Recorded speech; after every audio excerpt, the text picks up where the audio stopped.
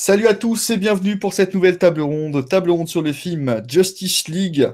Je suis en compagnie de ma petite Justice League à moi, en compagnie du seul, l'unique, l'homme de caoutchouc, Adam Lésiac. Bonsoir à tous. En compagnie également de l'homme avec sa diction au rayon X. Il scanne les films, Liam. Salut! Je sais pas pourquoi j'ai réussi plus à trouver de pouvoir intéressant. Charles le mentaliste, le télépathe. Voilà, télépathe, ça marche bien. Bonsoir.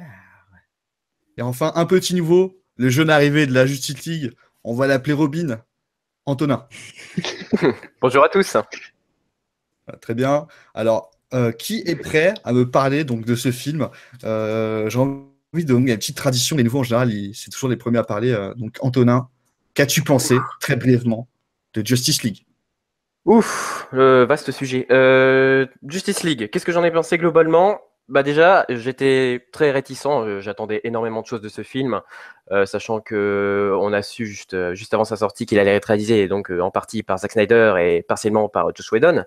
J'attendais énormément de voir vraiment ce que ça allait donner, le résultat final, si ça allait tout simplement faire un bon mélange avec l'humour, entre le contexte, entre les personnages, si ça allait réellement donner en fait quelque chose de cohérent, surtout en premier lieu, et si ça allait garder vraiment toute cette symbolique et tout ce côté sombre en fait qu'avait donné Zack Snyder.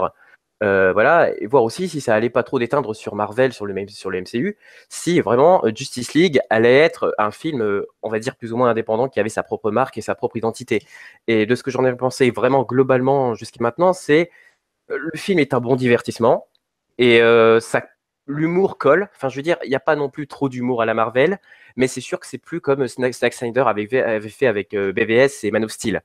Donc juste pour résumer globalement, le film est bon, mais largement en dessous que BVS et Man of Steel, mais quand même que j'ai largement préféré à Suicide Squad.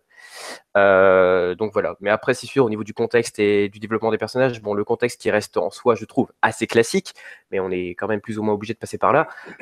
Les personnages ont un développement basique. Ils ont été plus ou moins bien développés pour un seul film, parce que c'est vrai que le film doit incorporer Flash, Aquaman et tout le reste. Voilà. Donc, De toute façon, après, on reviendra un peu plus longuement sur les personnages. Charles. Ouais, bah, il a dit pas mal de choses, hein, déjà. Ouais, bah, pareil, hein, moi j'ai beaucoup aimé les premiers. Et là, j'ai pas vraiment retrouvé toute la patte de Snyder et tout le côté sérieux, ça c'est sûr. En plus, le film dure beaucoup moins longtemps. Ça, c'était quand même un petit indice que, bon, ça allait pas être comme les autres. Mais après, si on enlève tout ça, toutes nos attentes, etc., bon, on retrouve effectivement un bon divertissement. Et je pense que c'est plutôt bien réussi. Ah, bon, Merci. Donc voilà, ouais. Très bien. Liam. Eh bien, je m'attendais à une catastrophe industrielle et au final, je me retrouve face à un film divertissant, pas si mauvais que ça, mais en même temps assez moyen. Mais comme s'il théorisait lui-même sur son propre statut de film qui a un petit peu du mal à se sortir de sa structure sociale. Je vais essayer d'en parler un petit peu plus après, mais en tout cas, je trouve que c'est un film intéressant à aborder pour ses qualités et pour ses défauts. Très bien. Et Adam. Justice League, c'est un film que j'attendais avec pas mal d'appréhension. C'est-à-dire, plus ça avançait, plus j'avais peur pour le film. Je commençais même à me désintéresser, alors que j'adore ce qu'a fait Snyder sur Man of Steel et BVS. Et au final, bah, c'est un film que j'ai plutôt bien apprécié. C'est un bon divertissement, mais je trouve que c'est à l'exact opposé de Batman contre Superman. Je dirais même c'est carrément l'anti-BVS. J'expliquerai pourquoi, je détaillerai pourquoi plus tard tout au long de cette critique. Mais au final, c'est un film, franchement, c'est très divertissant, il n'est pas ennuyeux, il n'y a pas de grosses fautes en soi, mais je trouve qu'on passe réellement à côté de quelque chose avec ce film. Donc voilà. Très bien. Et quant à moi, ce film, je dirais que c'est un film du DCU, donc je supprime Suicide Squad, hein, pour moi ça n'existe pas. Et je dirais que c'est un film du DCU avec la forme, mais sans le fond. C'est un film d'action, mais on ne retrouve pas ce côté sérieux et ce côté vision humaine, et je dirais même analyse d'une vie humaine et terrestre qu'on pouvait retrouver dans les autres films. Donc je trouve ça vraiment dérangeant. Et pour faire une métaphore sur le film, je dirais que ce film, il est à l'image de Flash, hein. C'est spectaculaire, hein, il court, c'est spectaculaire. Mais hélas pour lui, il trébuche beaucoup de fois dans le film. Mhm. Voilà. Donc on va faire un petit synopsis du film. Du coup, Antonin, tu vas nous faire un petit synopsis du film, très bref, hein. Puis après, on va parler du scénario. Ouais, pas de souci. Oula, alors, par quoi commencer? Donc l'histoire se passe peu après les événements de Batman v Superman, suite à la mort de notre cher Kal-El. La société est meurtrie et choquée par son décès et regrette amèrement les actes de leur héros. Donc en préparation de Bruce et sa création de la Justice League, donc autour du film, on va avoir toute l'équipe qui va se faire, toute la formation. Voilà, en parallèle à ça, on a la menace qui arrive, et au fur et à mesure de l'histoire, les personnages vont se développer, et puis voilà, globalement, enfin, vite fait. Et donc, du coup, qu'est-ce que tu peux nous dire sur le scénario? Qu'est-ce que tu en as pensé? C'est un scénario qui joue un peu sur la...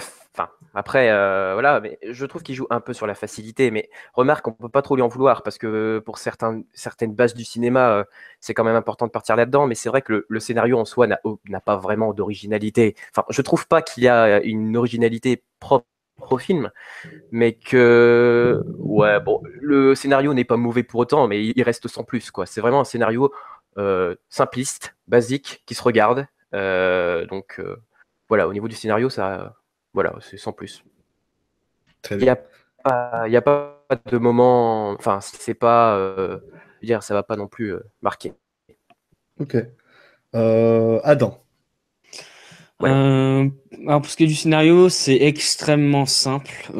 Ça ressemble énormément à Avengers, donc c'est une invasion extraterrestre. Donc rien de folichon. Ensuite, donc en soi, pour moi, le scénario ne m'a pas tant gêné que ça. C'est plus au niveau du fond où là, ça me pose problème. C'est-à-dire que le film a cette légèreté qui, au premier abord, peut paraître sympa, parce que du coup, ça donne un côté très amusant au film. Mais on perd énormément en intensité et en dramaturgie, ce qui fait que ce qui se passe dans ce film, en termes de scénario, il n'y a aucun enjeu, strictement aucun. Enfin, concrètement, toute la dramaturgie qu'on a pu voir dans les anciens films du DCE ont complètement disparu dans celui-ci. Ce qui fait qu'à aucun moment, en tant que spectateur, on va réellement s'intéresser à ce qui va se passer, parce que dès les 20 premières minutes du film, on sait comment le film va se conclure, quoi. Donc on s'attend à aucun grand retournement. Ensuite, il y a un point au niveau du scénario qui me pose pas mal de soucis. C'est tout ce qui concerne l'arc de Superman. Donc tout ce qui concerne Superman, j'ai des choses à dire, parce que ça détruit complètement toute la fin de Batman contre Superman. Donc du coup, dans ce film-là, c'est complètement oublié. C'est la manière dont il revient à la vie, ça me paraît complètement incohérent. Et je trouve aussi que là, c'est plus un autre problème, mais que le film manque de temps. Alors déjà, il dure moins d'1 heure. Et du coup, ce qui fait que le film va extrêmement vite. C'est-à-dire les scènes s'enchaînent très très rapidement. Ce qui fait qu'à aucun moment il y a de réel repos dans le film, de réel mou pour développer la situation, pour développer les relations des personnages, à part dans les scènes d'action. Du coup, ouais, il souffre. Il a ce problème de rythme. Alors, pas tant qu'il soit lent, c'est-à-dire le rythme en soi est très très bon. Il a une très bonne cadence, mais il manque en fait de rythme scénaristique pour avoir des actes réellement qui soient intéressants et qui développent une histoire qui soit beaucoup plus importante par rapport à la situation initiale du film, qui est assez importante en soi. Ok. Liam. Ben, moi, je trouve ça intéressant ce que vous dites, parce que j'y ai vu beaucoup d'intérêt dans le scénario. Alors, effectivement, il y a un manque d'enjeu par rapport aux autres films du DCEU, mais il y a quelque chose derrière. En fait, le film, selon moi, le DCEU théorise dans chaque film sur ce que provoque la pression sociale. En fait, il y a au moins un personnage ou un groupe de personnages, parce que je vais quand même reprendre Suicide Squad, qui subit une forme de pression sociale qui essaye d'être remodélisée d'une certaine manière. Et ça parle de la manière dont selon moi encore, l'individualité doit ressortir dans une société. Alors ici, on est face à des personnages qui sont en dehors de la différentes raisons. On a des personnages qui sont d'ailleurs, autre point intéressant, qui sont dépourvus de famille à un certain point, qui ont des relations compliquées, en tout cas avec celle-ci.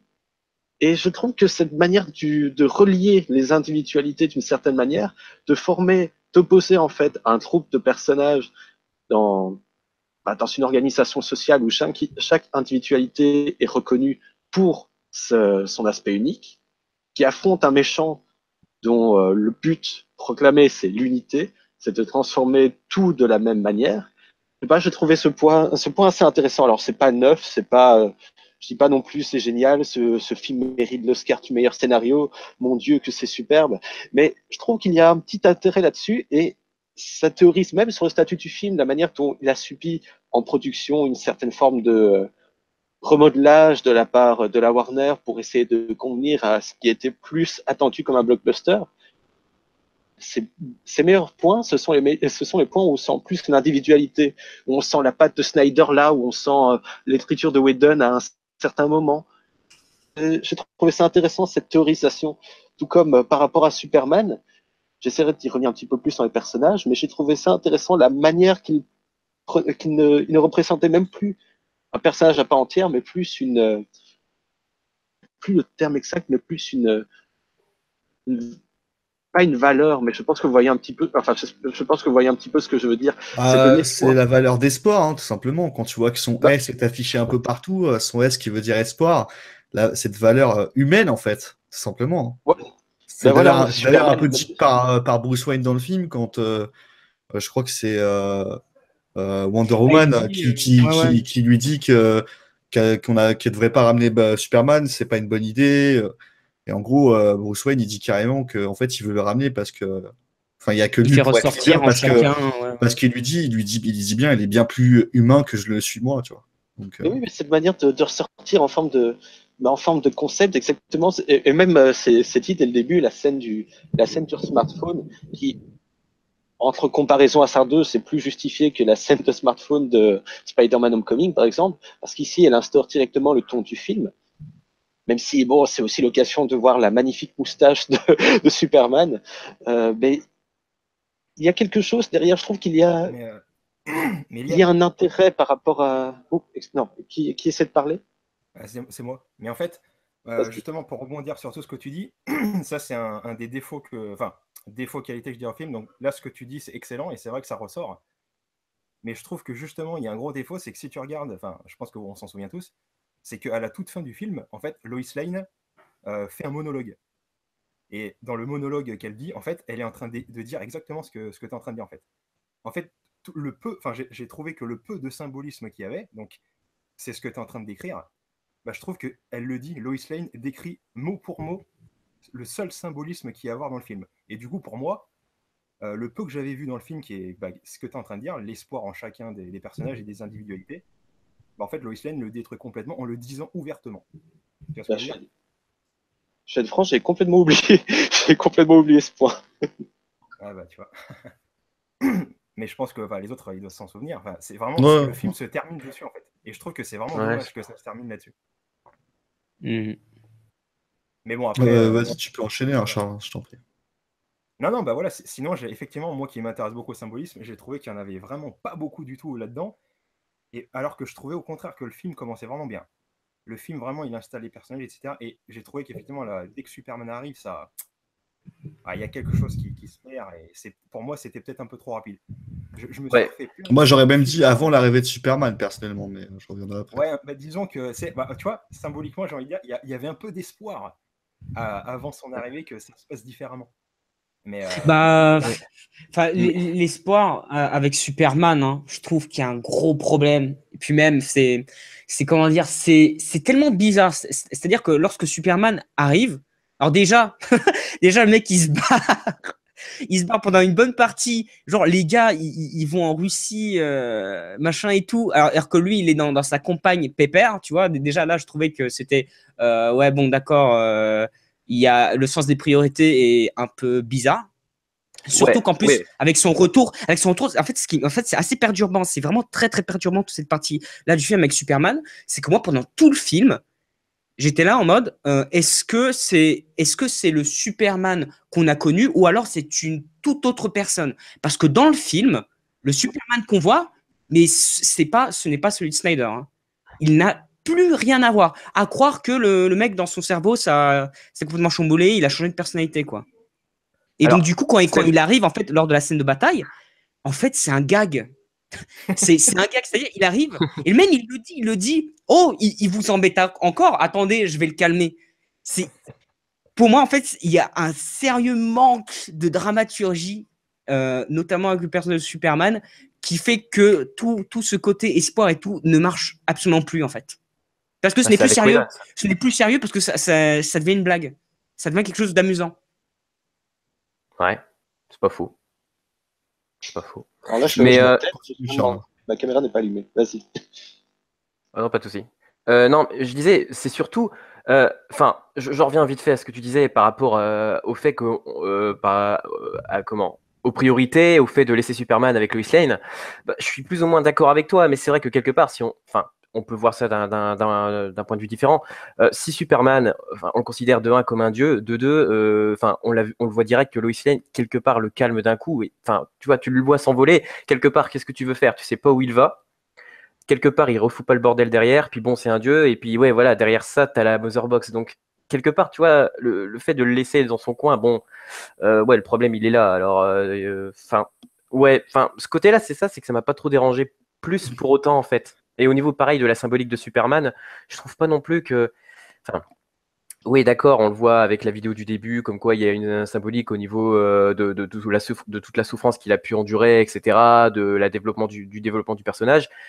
Je suis d'accord. Après, ce qui est vrai, c'est que voilà, Kal-El, il a quand même un comportement différent, mais ça, c'est à cause, à mon avis, tout simplement de Shwedon. Enfin, c'est à cause tout simplement du nouveau traitement du film. Mais bon, en soi, enfin, moi, je trouve pas en fait que le plan soit, que la séquence soit dérangeante. Enfin, mon avis personnel, hein, bien sûr. moi, Moi, j'ai personnellement, j'ai été dérangé par autre chose. Parce que moi, je trouve ça plutôt cohérent. Le mec, il était mort et il revient à la vie, il est un peu perdu. Donc, on essaye de le raisonner, donc il se tape. Et puis, au final, pour un peu se rappeler qui il était avant, il s'en va avec Lois Lane, puisque au final, c'est ce que dit Bruce Wayne, hein. C'est elle l'arme de destruction, hein. Dès qu'elle arrive, Ah, l'artillerie lourde, c'est elle, en fait, ouais, hein. non, C'est pas autre chose, hein. mais du coup, en fait, ce qui a été amorcé dans BVS, alors si c'est ça, si cette scène-là avec Lois Lane qui intervient, c'est réellement, ça signifie réellement, en fait, la scène de rêve de Bruce Wayne, alors, alors c'est pété. Je suis Ah désolé, ouais, Non, mais mais c'est on le ultra sait, pété. on le sait depuis BVS déjà que le jour où Superman il va craquer et qu'il va tout niquer, c'est quand Lois Lane elle va mourir. On le sait. ouais, ils vont Donc, pas. c'est cohérent, tu vois, c'est plutôt cohérent. Mais moi, ce que je trouve plus dérangeant, c'est au niveau du rapport poids-puissance entre Superman et les autres héros. Là, j'ai vraiment été dérangé par contre. Parce que Ah oui, non, Superman, mais donc Superman, déjà à il est la fin, cheaté. c'est C'est un Son Deus Goku. Ex Machina, il nique tout. Mais c'est surtout, t'as quatre personnes qui sont là. T'en as deux qui ont, je dirais, la force physique d'un Superman traditionnel. Wonder Woman, physiquement, elle peut se la jouer contre Superman. Aquaman également. Et déjà, rien que les deux, ils se font sauter. Et ensuite, niveau vitesse, t'as Barry Allen qui est censé être un peu plus rapide que lui, tu vois. Mais qui, au final, le mec est hyper maladroit et en gros, il se fait poutrer parce qu'il trébuche. Et ça n'arrive pas qu'une fois dans le film. C'est désastreux. Et t'as Cyborg aussi, personnage sous-exploité, qui le mec il y a une dualité en lui, c'est-à-dire que le mec il a de la technologie alien, il sait pas si des fois il se contrôle pas, donc il sait pas si plus tard il est amené à devenir méchant parce Non, que mais ça, il constate qu'il côté évolue. complètement, hein. Et non, ben, dans le film, il constate qu'il évolue et voilà, ça c'est biaisé. Donc en final, t'as quatre personnages qui sont censés pouvoir tenir un Superman, hein, mais tranquillement, et genre ils ne peuvent pas, tu vois. Mais attends, parce que moi j'ai un symbolisme si tu veux là-dessus. Parce que regarde, puisque Superman il représente l'espoir, Et ça veut dire que tous ces personnages-là sont des personnages qui sont dispatchés dans le monde, et en fait, en eux-mêmes, ils en ont aucun espoir. Le Ouais, fait c'est que ça. Non, mais attends, quand Superman y réapparaît, il représente cet espoir, et forcément, la notion d'espoir écrase toute l'humanité. C'est comme si là, tu n'as pas à faire un personnage, tu as à faire un concept. Et ce concept-là, il écrase n'importe quel humain. Nous, face à l'espoir, on n'est que dalle. Super pouvoir ou pas, quoi. Ouais, mais c'est très conceptuel. Si tu Exactement. pars du Ouais, point de c'est ça, vue de physique qui pourrait être amené au film, c'est un peu, c'est un peu grandiloquent. Par exemple, tu vois Steppenwolf, pendant tout le film, tu vois très clairement que le mec, bon, il a de la force, hein, bien sûr, mais c'est pas un truc de ouf. Eux sont quatre. À quatre, ils n'arrivent pas à faire quelque chose. Et en fait, c'est quasiment Superman, tel un Deus Ex Machina, il arrive seul et il défonce Steppenwolf, tu vois. Ça, je trouve pas ça cohérent, mais genre pas du tout. Alors que Superman soit un symbole d'espoir, oui, mais moi je le voyais plus comme un symbole d'espoir qui va les unifier pour qu'ils y aillent en équipe, tu vois, et qu'ils fassent quelque chose. Et là, en fait, au final, tu as l'impression que tu as Superman et son équipe de bras cassés derrière. Tu vois. Ouais, c'est ça. Ouais, Ça- mais non, mais moi, après, au niveau de la puissance, ça m'a. Enfin, moi, je vois pas tellement d'incohérence. Parce que dans le sens que, à aucun moment dans les films, en fait, dans les films là, qu'on a eu dernièrement de DC, à aucun moment on a mis d'échelle de puissance, en fait. Donc, Bah, par exemple, quand tu vois Batman vs Superman, hein, je pars pas loin, Batman vs Superman, la bataille Doomsday. avec Doomsday, tu Ouais. vois bien que Gal Gadot, physiquement, elle est là, tu vois, tout comme Ouais. Superman. Et tu peux pas te dire en regardant la bataille que Superman est supérieur à Wonder Woman, tu vois. Et là, pour le temps, ils sont quatre. T'en as trois qui ont des capacités, quatre même. Les quatre ont des capacités physiques pour pouvoir faire quelque chose et ils n'y arrivent pas, quoi. Donc je trouve ça. Ouais, bah après, Après, c'est vrai que Charles, la sur tradition ce veut que ça soit toujours Superman le sur plus ce que tu puissant. disais, c'est qu'en fait, ils se sont mis en équipe, mais c'était pas vraiment une équipe. Et dès l'arrivée de Superman, déjà, ils sont un peu plus une équipe, tu vois. En fait, Et même Superman, dans ce cas-là, c'est. tu vois, en fait, à chaque fois que Superman est là, ça représente l'équipe qui s'unifie, en fait. En fait, c'est comme si que Superman n'était pas là. Ça représente ce qu'ils sont à l'intérieur d'eux-mêmes. Tu vois. Ouais. Et en plus, il y a un autre détail, je ne sais pas si vous l'aviez vu, c'était dans une animation, bon, quelconque, hein, je ne sais plus, de DC. Et à un moment donné, il y a tous les héros qui sont là, donc avec Green Lantern, etc. Et c'est Wonder Woman qui prend chaque personnage de la Justice League et elle les compare à un dieu de l'Olympe. Et elle dit que voilà, en fait, les dieux de l'Olympe sont de retour, il y a lui, il y a lui, il y a lui, etc. Et il n'y a que Superman qui n'est pas identifié à un dieu, parce que c'est un peu, en fait, c'est un peu genre, tous les personnages sont des anciens dieux, et Superman représente le nouveau dieu. Donc forcément, il les éclate tous. Tu vois, il y a un peu ce côté-là aussi. Ouais. C'est d'ailleurs dit brièvement par Steppenwolf, à un moment donné, il fait également référence aux anciens dieux à un moment donné. Voilà, Ouais, c'est dans cette ouais, idée-là. Ouais, c'est vrai ça. Ouais. Mais après, pour parler du scénario, parce que là, on reparlera des personnages plus tard, moi, personnellement, le scénario, je suis un peu dans le cadre de Charles, sauf que moi, je dirais que c'est beaucoup plus tôt que ça m'a déçu. Le générique de début, enfin, tout le début, là, où tu as la mise en scène avec les visions, la vision humaine, en fait. Tu vois les gens dans la misère, tu vois les gens qui vont au travail, avec ces petits drapeaux de Superman en noir, genre les gens sont en deuil, tu vois. Donc là, on est ancré dans une sorte de réalisme où les gens ont perdu l'espoir, sont tristes, il y a des guerres, il y a des trucs. Et juste après ça, bah, c'est terminé. Pour moi, il y a plus de réelle seconde lecture à avoir sur le film. Tu pars sur un film d'action bête et méchant où tu arrives sur un Batman dans la nuit qui chasse une bête et tu sais pas ce que c'est. Et voilà quoi. Enfin, ça s'est arrêté là. Et pour moi, après, pendant tout le film, tu n'as pas de deuxième lecture ou de troisième lecture, même comme tu pouvais avoir dans Man of Steel et Batman v Superman. Enfin, vraiment, le film, pour moi, c'est un film d'action bête et méchant. C'est un sous-Avenger, le film, en fait, pour moi. Vraiment, ça c'est sûr. Non, mais c'est pour ça, moi, je trouve. Enfin, moi, pour moi, je le dis, hein, pour moi, c'est l'anti-BVS parce que toute la dimension. En fait, les films qu'a fait Zack Snyder avaient pour but d'être. Pour moi, ça va au-delà du film super-héroïque. C'est vraiment, il a voulu faire des films sur des figures mythiques, mythologiques. Parce que faut pas oublier que l'Amérique, leur mythe en soi, c'est les super-héros. Parce que vu que c'est un pays qui a à peine 200, 300 ans, ils ont créé leur culture à partir de ça. Et donc, il a vraiment. Les films qu'a fait Snyder avec Man of Steel et Batman contre Superman sont des films mythologiques. donc qui avait vocation à être autre chose. Mais là, pour le coup, on revient vers le film de super-héros ultra classique. Et en fait, on perd toute l'ambition qu'il y avait avant, celui de faire des films qui soient autres que ceux qu'on a l'habitude de voir, quoi. Moi, je trouve vraiment le film, voilà, pour moi, c'est un film d'action. Et il y a rien, quoi.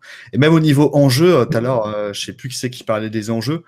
Très clairement, t'as pas l'impression que le monde est impacté par Steppenwolf, quoi. Dans BVS ou même dans Man of Steel, quand il se passe quelque chose, enfin, tu le vois, c'est impactant. Mais tu vois, surtout les journaux télé. Il y avait les journaux télé. Les journaux télé, ils se battent dans des endroits peuplés et tout. Et là, déjà, on est parti dans un endroit en Pologne. Alors, c'est censé, enfin, c'est pas Tchernobyl, mais c'est le même délire, quoi. C'est pareil. Genre, t'as 3 pécores qui sont là, qui sont en train d'évacuer. Et au final, ce qui est drôle, c'est qu'ils ont voulu faire un truc avec une bulle, tu vois, une sorte de bulle. Et pour montrer l'œil humain sur la situation. Exactement. Mais en fait, là, la bulle, bah, tu as l'impression que c'est même plus la Terre où ils se battent. En fait, ils sont dans un autre monde. Et très clairement, bah, tu sens pas du tout la Terre en danger. Tu sais même pas quel va être l'impact tu comprends même pas quel va être l'impact du fait que les Mother Box soient réunis en une, quoi. Voilà. On se dit, ouais, il faut les séparer, c'est important. Sinon, il va recréer sa planète ou c'est un truc dans le genre. Je me rappelle même plus tellement que ça m'a pas impacté, tu vois. Et encore, le film, je l'ai vu ce soir, quoi. Surtout les motivations sont assez. Il n'y a pas de motivation. C'est ça, ouais.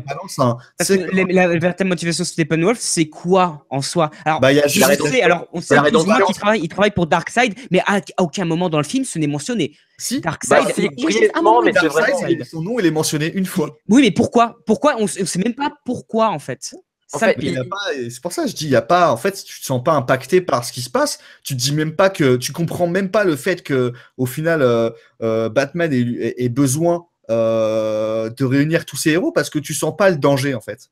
Il n'y a pas de point de vue humain, alors que ça aurait été c'était un BVS, par exemple. Bah là, tu regardes même un Man of Steel, hein. Tu regardes les motivations de Zod. Les motivations de Zod, mais c'est même quand tu les comprends, c'est difficile de lui donner tort parce que lui, en gros, il veut sauver sa planète, il veut sauver son peuple, tu vois. Alors que lui, là, Steppenwolf, on sait même pas pourquoi il fait ça et pourquoi la Terre en particulier. Alors oui, parce qu'il y a les Mother Box, mais pourquoi sur Terre en particulier? Je t'arrête, excuse-moi. C'est juste, enfin, après c'est expliqué brièvement, donc ça peut être loupé vite fait, mais c'est juste parce que il a été exilé d'Apocalypse. Il dit même à un moment donné pour la rédemption. Ouais, vous pouvez revérifier, mais en fait il a été exilé d'Apocalypse. Bah oui, parce qu'il avait déjà dû, il devait conquérir la Terre une première fois. Ça a été, donc quelque part on peut se demander pourquoi il faisait ça la première fois. Mais voilà, il y a juste une histoire de rédemption en fait. Il veut simplement retrouver son honneur. C'est juste ça en fait. Sous-fifre de toute manière. Mais de toute façon, ces raisons restent simplistes. Elles sont abordées brièvement. Enfin, comme vous disiez, c'est rien comparément à Zod, c'est certain. Mais oui. Là où Zod, il avait une réelle humanité, tu vois. C'était même, t'avais de la pitié pour lui à la fin.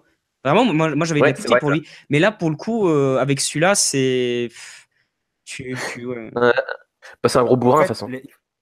Il faut faire le travail. En fait, dans le film, rien n'est expliqué, c'est sûr, donc ça donne cette impression. Mais après, si on pousse un peu et qu'on se refait soi-même le film, on peut quand même trouver une connotation entre Zod et ce machin-là, Steppenwolf. Parce que dans le sens que Steppenwolf, lui, là on est en Russie, donc ça donne un peu une notion de communiste. Il parle d'unité, mais unité genre sous son contrôle, c'est-à-dire que tout le monde est pareil. Et justement, Zod, dans son monde, on était la fonction de quelque chose. Et justement, il combattait contre Superman, qui lui apportait le libre arbitre. On a le choix des choses. Et là, on retrouve un peu cette idée-là entre Steppenwolf, l'unité où tout le monde est contrôlé, et tout le monde est pareil, face à la Justice League, où chaque individualité doit ressortir d'elle-même pour former une unité, mais qui n'est pas qui est totalement opposée, quoi, qui est justement sous ce libre arbitre. Vous voyez le truc? Ouais, je vois très bien. Mais après, si tu pars comme ça, c'est vrai que ça pourrait être cohérent, pardon. Même si tu parles même pas Steppenwolf, tu parles tout le monde doit être sous son contrôle et tout le monde doit être pareil, bah ces soldats, ils ont tous la même gueule, hein, simplement. Par là, ils ont tous la même gueule, et même si tu pousses le raisonnement un peu plus loin, ces soldats, ils reniflent la peur, tu vois. Un peu comme le régime KGB, dès que tu avais peur et que tu Tu vois, il y avait un truc direct, on arrivait et tu disparaissais en moins de temps qu'il n'en faut, tu vois. Mais après le film est tellement léger par son traitement que ça peut passer inaperçu. Et je dirais même si ça passe pas inaperçu, ça change pas que le film il a un ton trop léger, en fait. Vraiment trop léger pour ce qui doit se passer, tu vois. Du coup, tu as totalement raison. Effectivement, le film en lui-même ne se suffit, mais clairement pas. Et toute la dimension humaine, ça, c'est évident qu'elle n'y est pas. Je pense que là, c'est pour ça que le film dure 2 heures. Peut-être que s'il avait duré 3 heures, on aurait eu toute la dimension extérieure. Mais je pense que c'est plus un film local, à l'extérieur. Enfin, je veux dire, dans ce film-là, on suppose que toute l'humanité, elle est avec Superman, elle est en deuil, etc. Donc, on prend même plus la peine d'en parler, en fait. Et c'est pour ça qu'on a cette histoire locale. Ouais, mais justement, ça ne devrait pas être local parce que là, c'est l'avenir du monde qui est en jeu, tu vois. Alors que pour les autres films qu'on a vus auparavant, c'était peut-être un peu plus local parce que les batailles, elles étaient localisées dans des villes. Et par exemple, un mec qui vit en Afrique, tu vois, qui est Doomsday ou pas, lui, il a rien en Afrique pour le moment, mais il a rien, tu vois. Et là, c'est censé être un mec qui va réduire le monde sous sa coupe, quoi, vraiment. Ouais, c'est vraiment un mec qui a un dessin pour le monde assez ténébreux, tu vois. C'est même pas un mec qui veut tout détruire. Et donc, du coup, il y a un problème. Problème que n'avait pas Man of Steel, par exemple, en une scène toute simple, quand Zod arrive sur Terre et qu'il pirate tous les moyens de communication avec ses fameux messages You are not alone, tout ça, que tu vois dans tous les pays du monde, tu te dis, voilà, il y a un côté, voilà, là, il y a un côté, tu sens que tout le monde est impliqué. Mais c'est menaçant en plus. Hein. En plus. Et là, en l'occurrence, il y a personne d'impliqué, quoi. Enfin, en plus, comme par hasard, on va dans un endroit où il y a 3 pécores qui habitent, tu vois. Pour qu'il y ait une bataille finale. Ouais. Pour moi, les mecs, c'est vraiment justement ce côté-là mondial, etc. On a déjà eu avec Man of Steel et Batman v Superman. Et du coup, cette fois-ci, en fait, il ne s'agit plus du monde entier, il s'agit juste de l'individualité de chacun. En fait, c'est pour ça que c'est local. C'est comme si qu'en fait, tous les super-héros, la Justice League, c'est comme si c'était les projections de nous, de ce qu'on est nous en tant qu'humanité. Donc en fait, on voit un combat presque intérieur. C'est pour ça que l'humain n'est pas concerné. Mais du coup, en fait, tout ce qui a été construit dans les films précédents est plus ou moins balayé, tu vois. Parce qu'en plus, ce qui est dommage, c'est que dans ce film, on te montre même pas parce que ce qui était vraiment intéressant dans les deux premiers films, c'était l'impact de Superman sur la planète Terre. L'impact physique, mais aussi l'impact moral, psychologique, enfin philosophique d'un tel être sur notre planète. Et là, avec son retour, à aucun moment on ne montre comment les pays, comment les gens réagissent face au retour de Superman. Déjà, parce que je pense qu'ils ne sont pas au courant, mais c'est surtout le problème, Charles, le gros problème, c'est que ça aurait pu être bien ce que tu dis, sauf qu'en fait, c'est à peine remarquable parce que le film, il a un ton trop léger, tout simplement. Le ton est trop léger, il y a des blagues tout le temps, donc même ça, tu peux pas t'attacher dessus. Au final, le film, il se pirate lui-même dans les thématiques qu'il essaie d'aborder. Et surtout qu'il est trop rapide, donc du coup, tu peux pas tout développer non plus. Il va trop vite, ouais. Il est rapide, il est trop léger. Quand tu le temps qui est pris au début pour le film, donc pour essayer d'introniser les personnages, il est très mal exploité. Parce qu'au début, moi, j'ai trouvé ça un peu long et au final, c'est un peu long pour pas grand-chose, vraiment. Et le problème, c'est que moi, je pense que le film, il fait quoi? Il fait 2 heures à peu près. En 2 heures, tu as moyen de faire un film qui est mieux que celui-là. 2 heures, c'est déjà amplement. Tu peux pas faire un truc extraordinaire non plus, mais c'est amplement suffisant pour un film comme ça.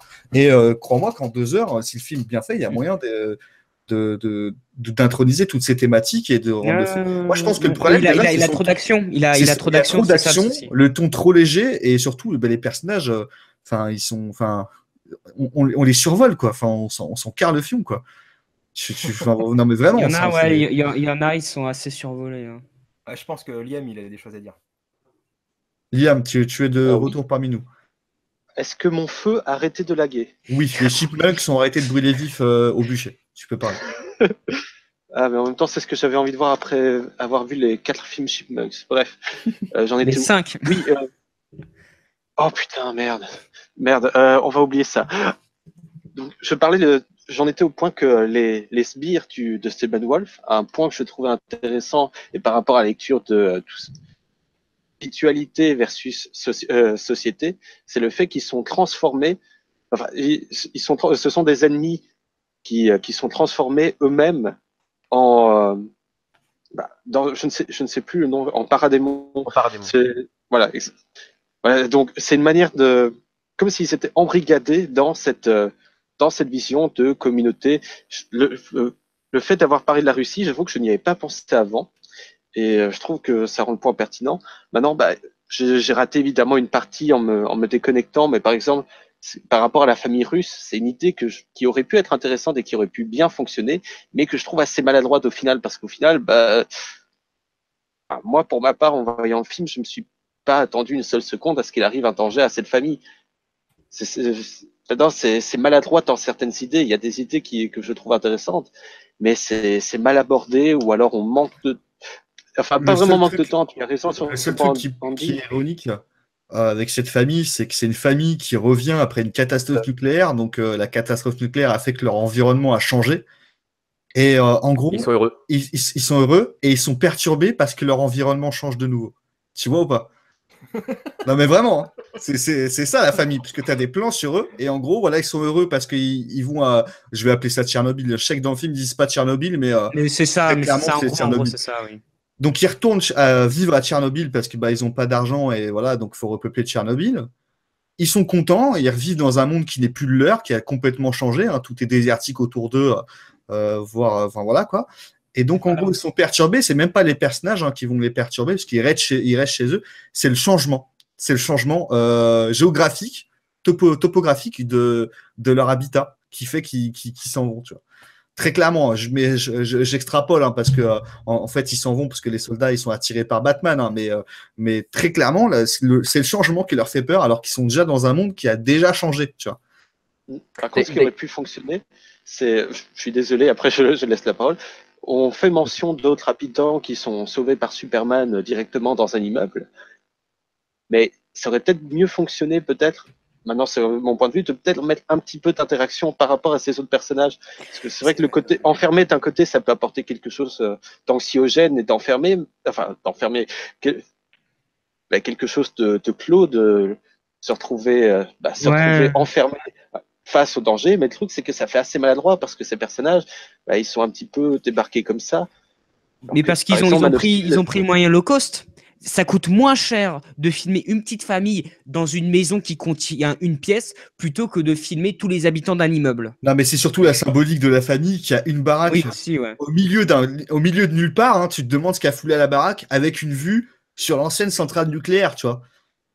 Vraiment, c'est ça la symbolique de la famille.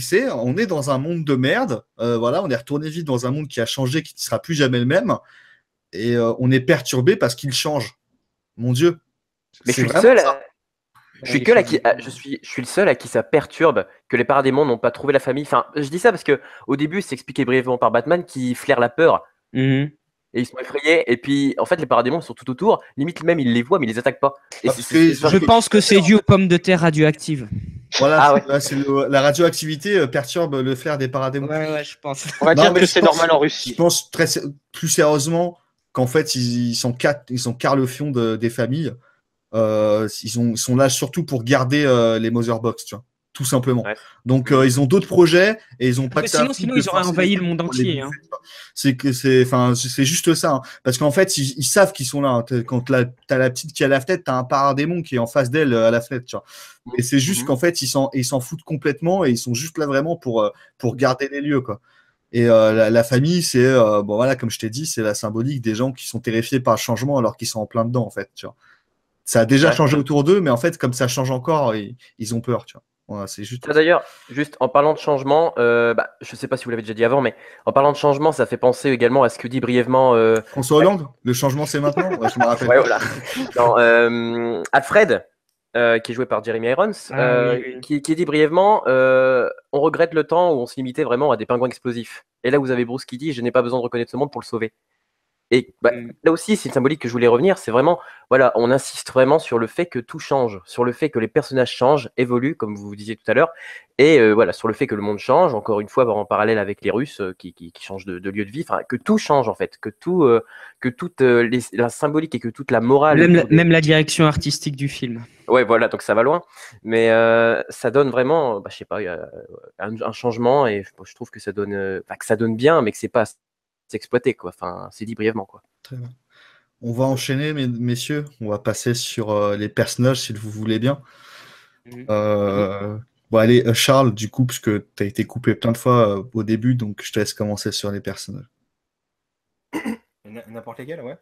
Ah oui, à ta guise, vas-y. Là, le traitement, c'est les personnages, quoi. Ouais, bah pour moi, Les acteurs, Superman. tout ça. Ouais, ah ouais, d'accord. Ouais. Bah, de toute façon, là, pour moi, tous les acteurs, il n'y a pas de problème, hein, ils sont bien castés, il n'y a aucun souci. C'est juste par rapport au personnage de. Bon, par exemple, Flash, je trouve qu'il est quand même bien fait, moi j'ai bien aimé. Et enfin, il y a beaucoup de débats là sur le fait qu'il apporte de l'humour, etc. Mais j'ai pas trouvé qu'il était si marrant que ça. C'est plus des petites vannes comme ça d'un adolescent quoi, qui essaie de trouver sa place. Moi, Bah, ça c'est va. plus ces gags, en fait, c'est plus les gags visuels avec lui qui sont drôles parce que en soi, c'est des gags de cartoon. Hein. Quand tu regardes ce qui lui arrive, c'est des trucs que tu vois dans Tom et Jerry. Donc Carrément. c'est pour ça que c'est plus ça qui est drôle plutôt que ce qu'il dit. Quoi. Si je peux me permettre de faire une petite remarque sur Flash, après je te rends la parole. Le fait que ces blagues soient moyennement drôles, je trouve ça logique d'un certain point de vue, parce que c'est un personnage qui toute sa vie a vécu en dehors de la société sans savoir comment socialiser.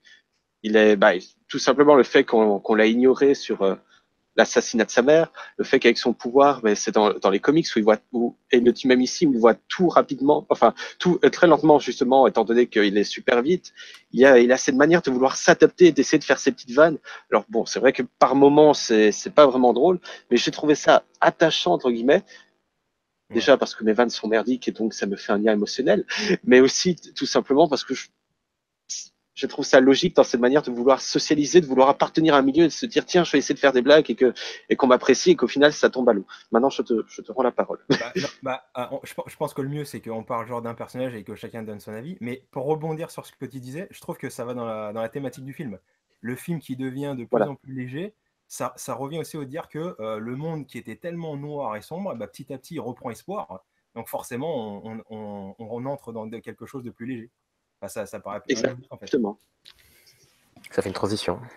Sauf que la transition, elle n'est pas censée être effective, étant donné que le monde il est de plus en plus noir. Entre guillemets. Mhm. Il y a une contradiction. T'as des menaces qui sont toujours de plus en plus grandes, donc foncièrement, le monde peut pas.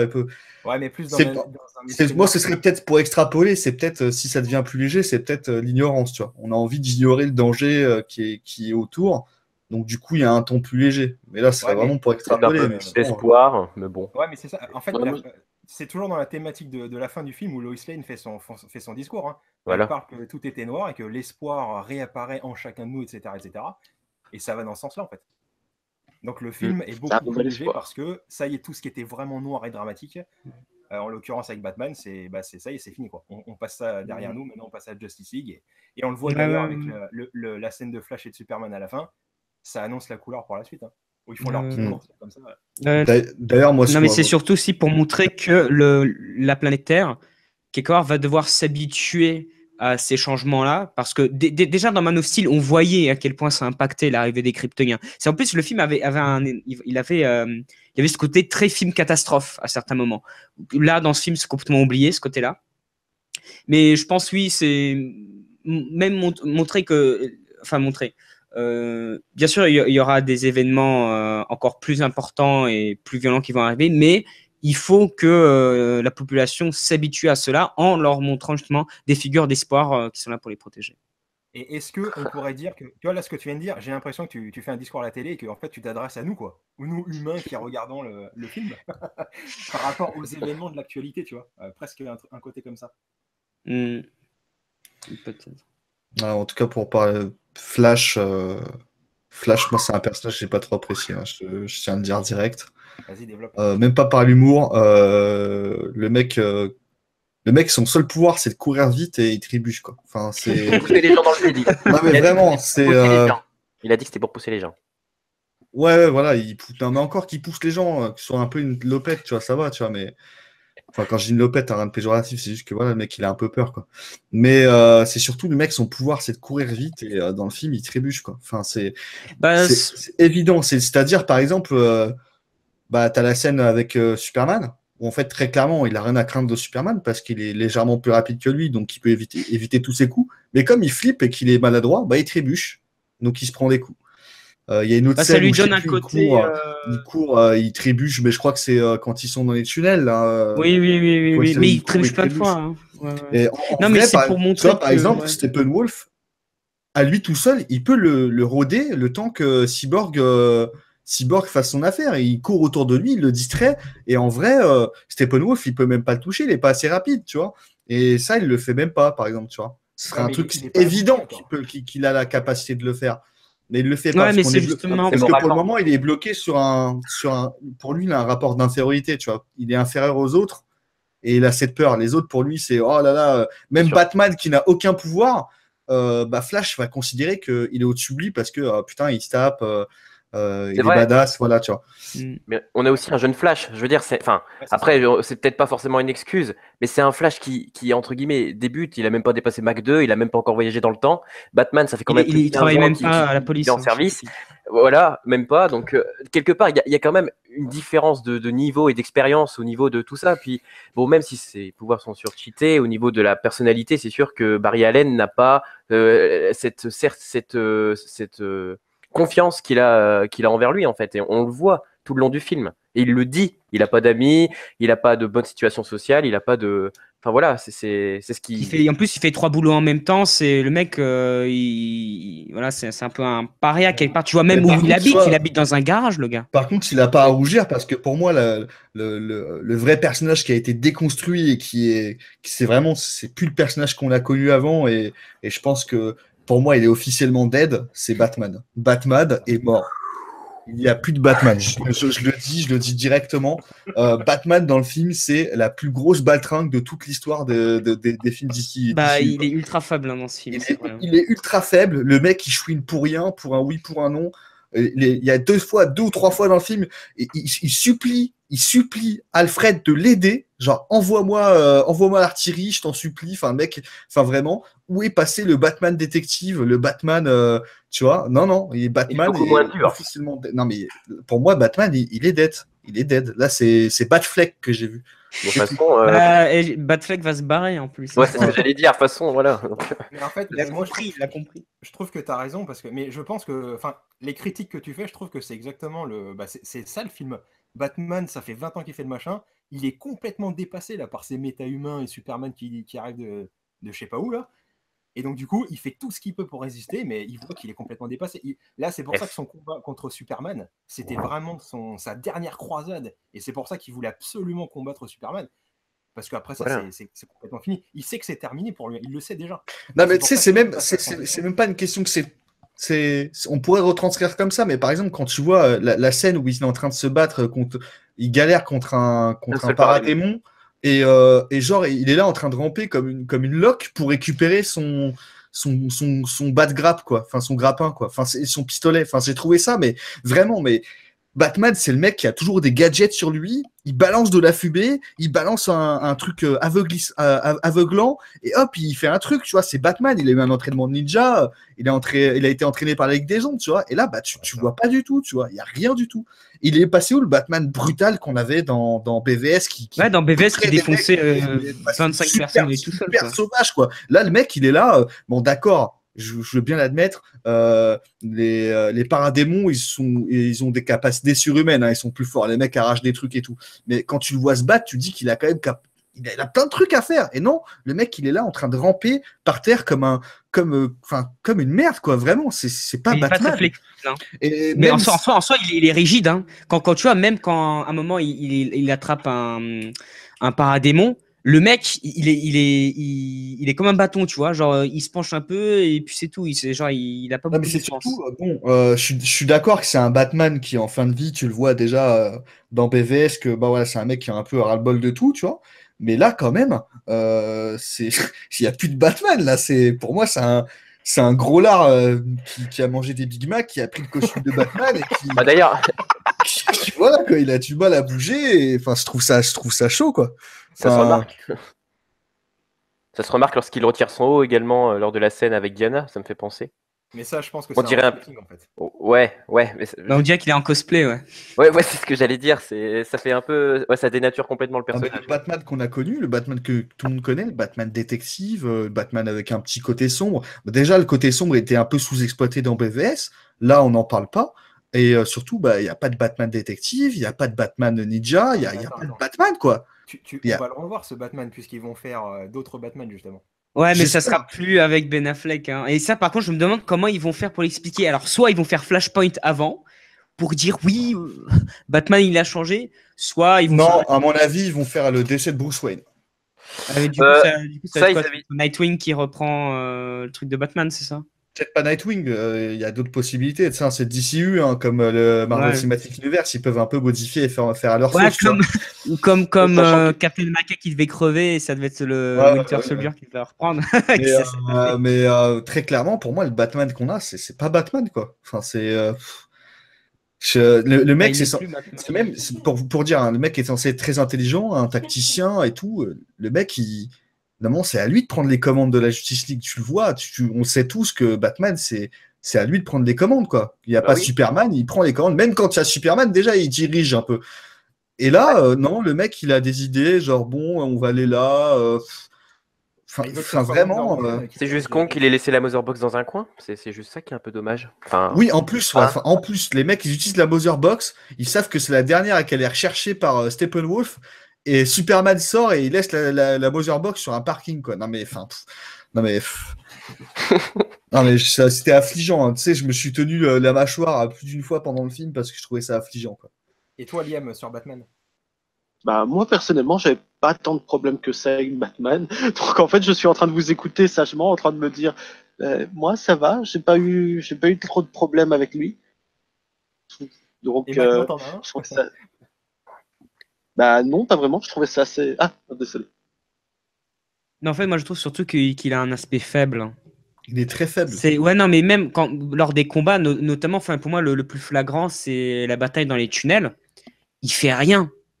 Il fait strictement rien. Il y a un moment, tu sais, il se dit, vas-y, je vais me la péter. Et en plus, tu as la musique de Batman de Danny Elfman, mais ça, on en reparlera après de la Ouais. musique, parce que c'est très particulier. Où il est, tu sais, dans son araignée mécanique, où il va défoncer des paradémons.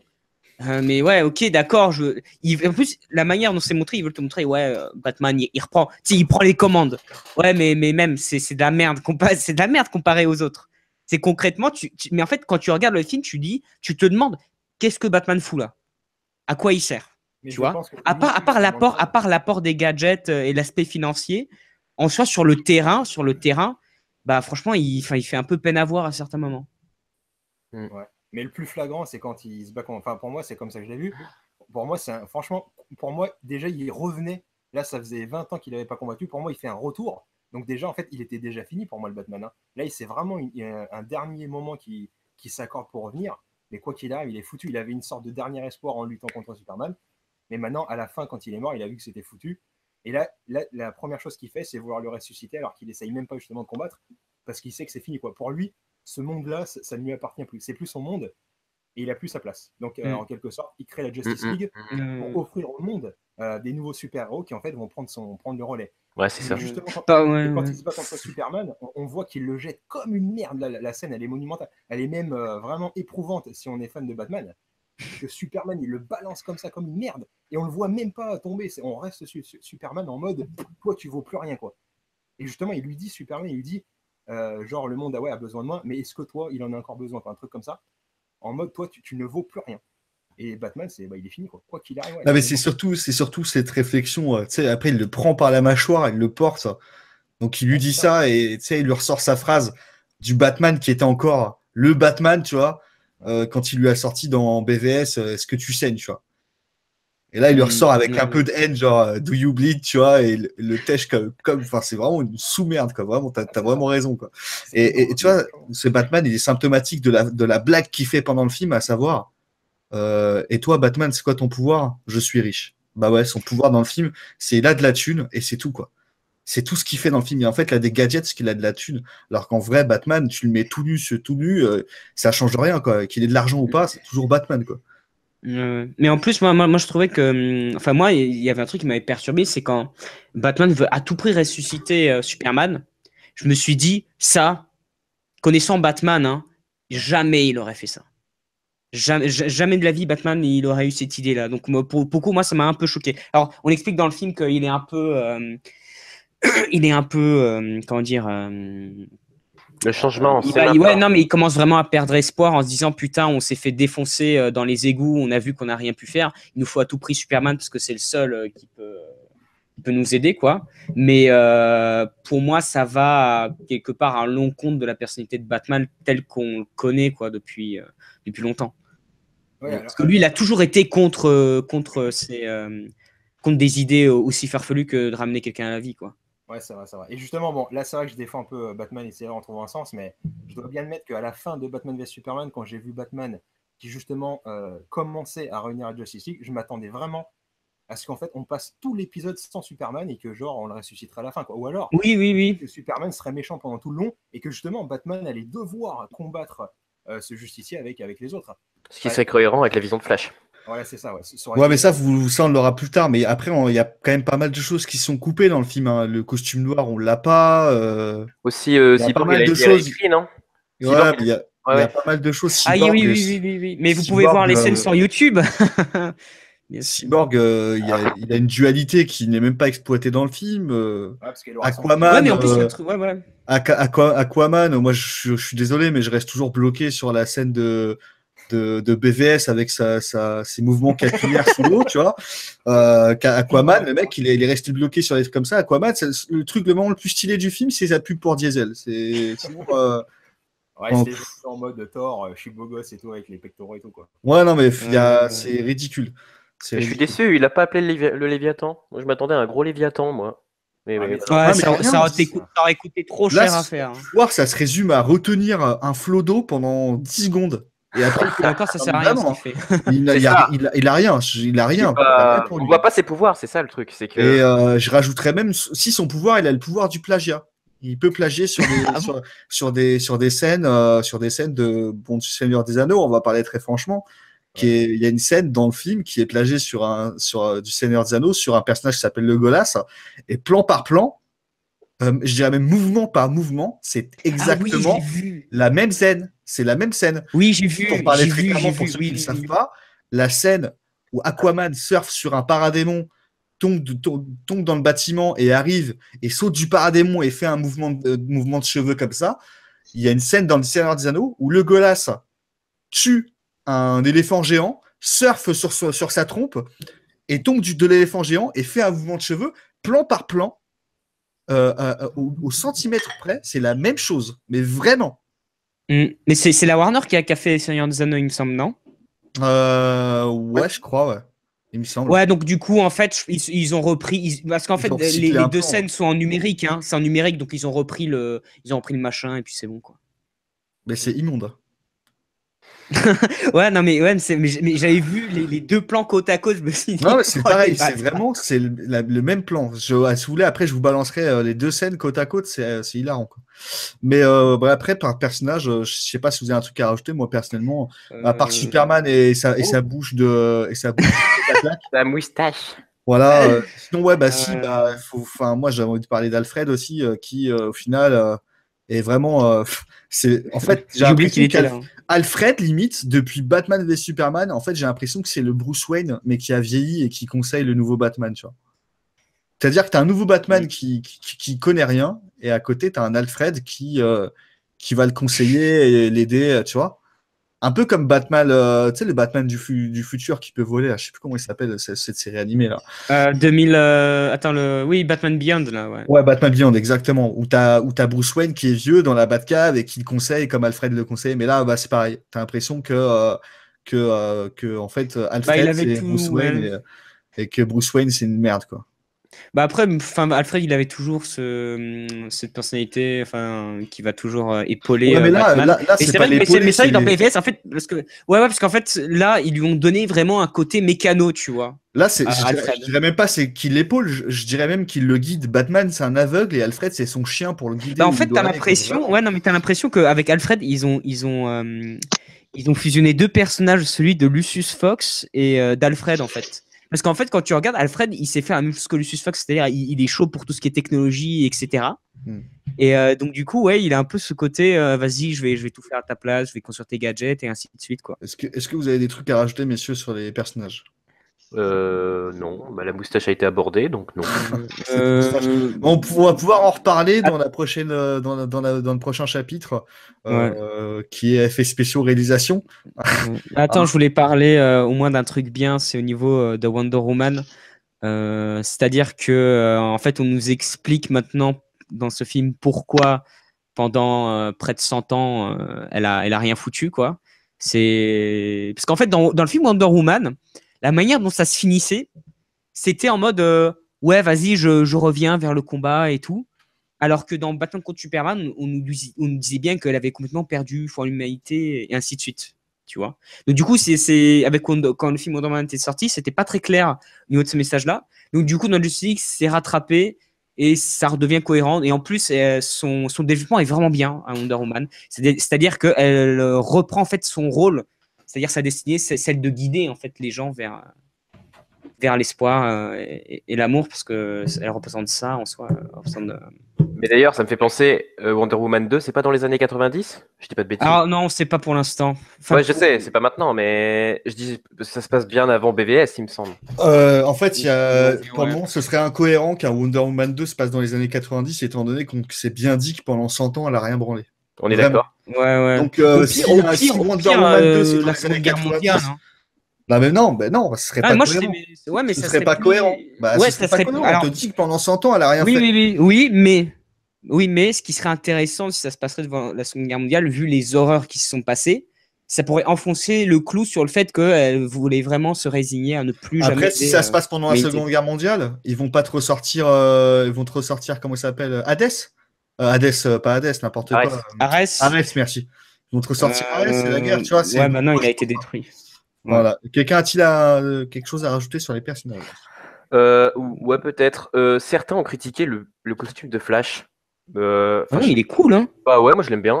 Je trouve stylé. Hein. Je trouve qu'il est très cohérent et il m'a beaucoup fait penser au costume qu'ils lui ont mis dans Injustice.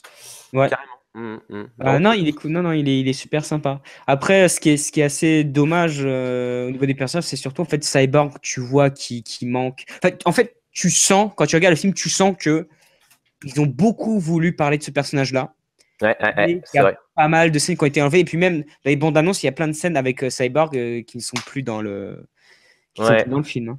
Et moi, la scène avec Iris West, je voulais la voir aussi parce qu'elle avait l'air pas mal aussi avec comment il découvre ses pouvoirs et tout. Mais c'est con qu'il l'ait coupé parce que c'est vrai que ça aurait donné une base au personnage, même s'il y en a déjà une, mais ça aurait approfondi, je trouve. C'est vrai que c'est dommage aussi, ça. En plus, par contre, aussi, ce qui est dommage, c'est au niveau du père de Cyborg. C'est incroyable à quel point, en fait, au milieu du film, il disparaît complètement. Alors que pendant une bonne partie, on le voit au début, mais au moment où Cyborg le sauve, et le mec disparu. Ouais. On n'entend plus jamais parler, limite, t'as oublié qu'il était là dans le film. Quoi. Bon, limite, il s'en fout que son père soit en otage aussi. Du coup, on va parler de la réalisation effets spéciaux, et du coup, j'aimerais aborder un truc majeur, c'est le montage du film. Je trouve qui est désastreux, dû aux coupes. Et je dirais, un des problèmes, c'est qu'il y a des choses qui sont montrées qui ne ressemblent pas du tout à ce que tu as pu voir dans la bande-annonce. Par exemple, je vais prendre un exemple concret, la scène où Bruce Wayne va chercher Aquaman pour la première fois. Donc, il arrive parmi les pêcheurs. Aquaman est dans la pièce, il est devant lui.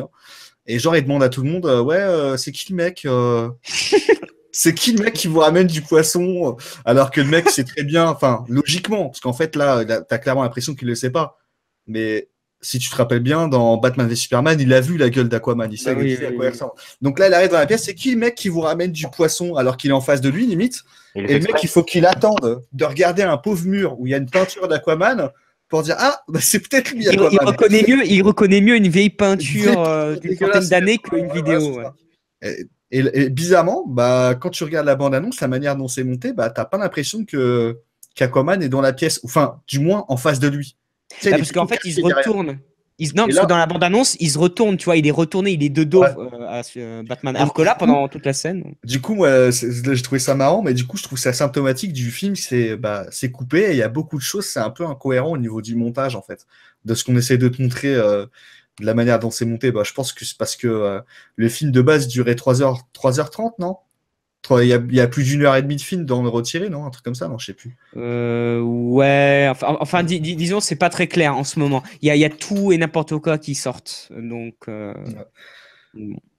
Parce que Donc, ça du veut coup, dire que sinon on aura une version longue.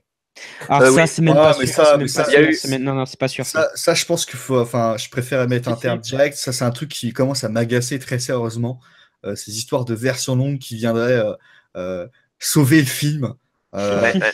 je suis désolé, un film, au cinéma, pour moi, le film, c'est qui sort, c'est un produit fini. Le film au cinéma, il est mauvais, il restera mauvais. Ouais, c'est Que, sûr. que tout le monde m'a parlé de la version longue de BVS, genre les gens venaient s'excuser auprès du réal, comme quoi la version longue en fait c'était un bon film. J'ai regardé la version longue, j'ai fait ouais, bon bah c'est toujours de la merde en fait. Je dis ça vulgairement pour faire comprendre, hein, BVS c'est pas réellement de la merde, mais bon, c'est compris. Mais Ouais. là en l'occurrence, je pense qu'il faut arrêter cette histoire de version longue qui Bah, t'as viendrait vu ça avec sauver le Suicide film, parce Squad, hein. Ils Ah ont non, mais rajouté non, 7 non, minutes. Alors là, mais non, par non. contre, c'était une catastrophe. Non, mais enfin voilà, moi pour moi le film c'est le produit fini au cinéma, point final quoi. Ouais, ils ont même fait signer une pétition pour avoir ça, puis Ouais, et pétition. ils ont même annoncé qu'il y aurait Darkseid dans la version longue apparemment, donc faudrait Ouais. voir. Bon, enfin, Faut Après- arrêter de faire les films comme ça. ouais, je suis Ah d'accord. oui. Le Ouais, film, mais après, c'est ça, c'est un truc. à ce moment-là, tu fais un dire direct que- ou DVD et tu sors pas ton film au cinéma, quoi. C'est vrai. Après l'excuse, l'excuse. Après ça peut être excusé, enfin on verra. Mais ouais, c'est tout ce qui s'est passé autour de la famille de Zack Snyder, certains l'ont utilisé après comme excuse pour dire que le film n'a pas pu être fini, parfait, et qu'après Whedon du coup il s'est fait un peu plaisir sur le montage. Bon, je sais pas. Non, mais trop. ça, je suis pas d'accord parce qu'en fait, le Real, on fera pas gober ça, hein. Chez Marvel comme chez DC, le Real, il a pas les pleins pouvoirs sur le film, hein. Ouais, non. Non, il y a cahier des charges. Bah, bien sûr, un cahier des réalisateur charges. en Amérique, Et- c'est un technicien. Ouais, C'est pas un artiste. ouais, Mais ça, il faut se mettre ça dans la tête. et C'est au en France. montage, je pense pas qu'il ait vraiment son mot à dire non plus, tu vois. Pour Ouais. un petit film à la rigueur, Zack mais les Snyder. gros blockbusters comme on a vu, comme on voit chez Marvel et DC, c'est mort, quoi. C'est Ouais, mort. non, mais il faut pas oublier que Zack Snyder, à la base, c'est un mec qui vient des effets spéciaux, donc il s'y connaît. Enfin, il avait montré des images de lui quand il était dans la salle de montage en train de faire la colorimétrie. Donc en fait, je pense pas qu'il est crédité en tant que Je vais monteur même ou te quoi, dire, mais je pense il y que participe. Non, en temps, il est en pas. temps de thématiques abordées dans le film et de montage, je pense même que la production, elle a plus de pouvoir que le réal. Et Oui, par oui, contre, oui. je vais vous dire un truc, bizarrement, et les seuls trucs que j'aime bien dans le DCU pour le moment, ça me rappelle un certain Christopher Nolan qui, bizarrement, est producteur sur ses films. Je dis ça, je dis rien. Ouais, non, mais maintenant, il a plus grand chose à dire. C'était au moment de Man of Steel, en fait. Mais même, il avait dit, il y avait une interview de Christopher Nolan où il parlait de Zack Snyder. Et c'est assez intéressant parce que Christopher Nolan, il a dit que Zack Snyder, c'est un mec qui est arrivé trop tôt sur le marché du cinéma et que les films qu'il fait, en fait, ils ont 20 ans d'avance et que personne n'arrive à les comprendre, en fait. C'est pour ça qu'il a voulu travailler avec lui sur Man of Steel parce qu'il savait qu'avec lui, il pouvait faire justement quelque chose d'intéressant. Mais quand la Warner a voulu faire justement son DCEU, donc à partir de là, Christopher Nolan il s'est barré, quoi. Parce que ça l'intéressait pas, lui. Ouais. Lui, il voulait faire des films standalone. Après, personnellement, je veux bien entendre qu'il est de l'avance, mais enfin, je veux dire, on n'est pas. C'est un film qui peut se comprendre dès aujourd'hui. Enfin, c'est pas vraiment. Enfin, En fait, il faisait beaucoup référence à Watchmen, c'est-à-dire que Watchmen, quand il est sorti, mais c'était un flop de ouf. Même les critiques étaient pas terribles, et c'est seulement maintenant où on dit que Watchmen, c'est. Non, mais Watchmen, dès que je l'ai vu, j'ai su que c'était un bon film, il faut arrêter. Le seul problème de Watchmen, c'est ce que c'est. Je vais dire, c'est un problème s'il est pas connu. d'interprétation. Non, c'est pas ça, c'est un problème d'interprétation. Il n'y a pas de libre interprétation. C'est l'histoire copier-coller du comics. Mais C'est même le seul le- problème de enfin, Watchmen. qui C'est a le lu seul le problème de comics Watchmen. Bah, moi, je l'ai lu.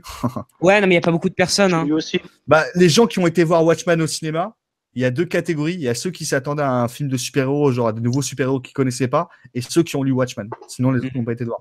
Et en l'occurrence, je pense que ceux qui ont lu Watchmen, ils ont apprécié le film. Mais Watchmen, il n'y a pas de libre interprétation. Enfin bref, ce n'est pas le sujet.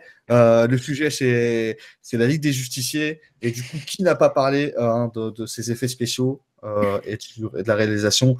J'ai envie de dire, Charles, je t'entends pas beaucoup. Je sais pas. Ouais, non, mais là, sur la réalisation, moi, j'ai pas été séduit réellement, ça c'est sûr. Là, tu vois que le coupage est aux petits oignons, tac, tac, tac, tac. Et de toute façon, ça dure que 2 heures, donc ils pouvaient pas faire grand-chose de plus. Moi, je suis pas fan de cette mise en scène et tout ça, mais ça m'a pas dérangé non plus, quoi. Tant pis. C'est la moins Snyderesque de ces films, hein. Ouais, Parce qu'en fait, tu vois quelques prémices, notamment à certaines positions de plan. Pour moi, vraiment, les deux passages où j'ai vraiment vu du Snyder, c'est le combat de Steppenwolf contre les Amazones. Pourquoi? Parce que les plans sont longs. Snyder est connu pour faire durer ses plans. Et là, pour le coup, les plans sont vraiment longs. Il fait vraiment durer la scène. C'est très peu découpé. Une autre scène, alors là, c'est plus de l'iconographie plus qu'autre chose. C'est quand tu as tous les membres de la Justice League qui sont réunis en ligne, où tu as, cette contre-plongée faite sur eux, et puis ensuite cette rotation qui est faite derrière eux avec tous les membres en diagonale, où là, tu vois une mise en scène à la Snyder que tu peux retrouver dans les films comme 300, BVS, ainsi de suite. Mais après, pour ce qui est du reste, malheureusement, bah, j'ai pas tellement vu Snyder, quoi. Et surtout au niveau du montage, parce que c'est très, très coupé. Je sais pas si des tentatives de message, mais faudrait m'expliquer, par exemple, le plan sur les tablettes de chocolat des Amazones qui sont en train de tenir la porte en béton, tu vois, par exemple. Ah ouais. Il y a un plan quand elle est en train de courir, là, tu sais, quand elle dit fermer, sécuriser le truc et qu'en gros, qu'elle met des gros coups de masse sur les trucs en bois pour faire tomber les portes en béton. Tu as deux Amazones qui sont balèzes, tu vois, qui tiennent la porte, mais genre, tu as un plan, mais genre, c'est fixé sur leur tablette, quoi. Ça dure. Mais ça dans 300, hein, déjà.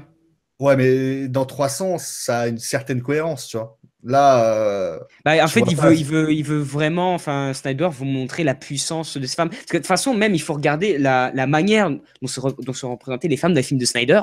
Ce sont souvent des personnages qui sont très, très, très, très forts. Quand tu reprends, par exemple, Sucker Punch, Watchmen, même dans 300, à chaque fois, il va donner une certaine plus-value à la femme, et c'est ce qu'il fait notamment avec les Amazones, où il veut montrer vraiment des femmes extrêmement puissantes, que ce soit au niveau de leur capacité physique, mais même au niveau de leur apparence, tu vois, qui ont limite un corps d'homme.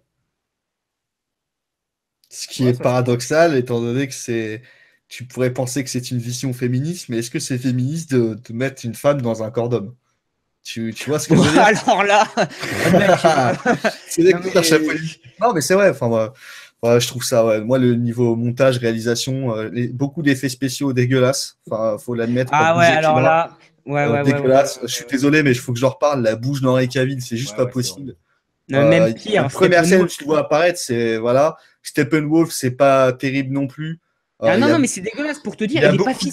Il y a beaucoup de scènes de mouvement. Il n'est pas fini, Steppenwolf. En fait, il y a des scènes de gros plans où tu vois bien son visage. Et il y a beaucoup de scènes de mouvement où tu as l'impression qu'en fait, c'est une marionnette. Il n'y a pas de visage, tu vois. Il est au stade du rigging. En fait, ce qu'il faut savoir, c'est qu'en animation, il y a 6 étapes. Tu as le modeling, le rigging, l'animation, le surfacing, le rendering et le compositing. Steppenwolf, il est au rigging, c'est-à-dire que en fait, quand tu modèles ton personnage en 3D, en fait, tu mets les formes, et le rigging, c'est le moment où tu mets les couleurs. Et pour ce qui s'en va de la suite, le surfacing et le rendering, c'est en fait donner tout ce qui est particules, reflets.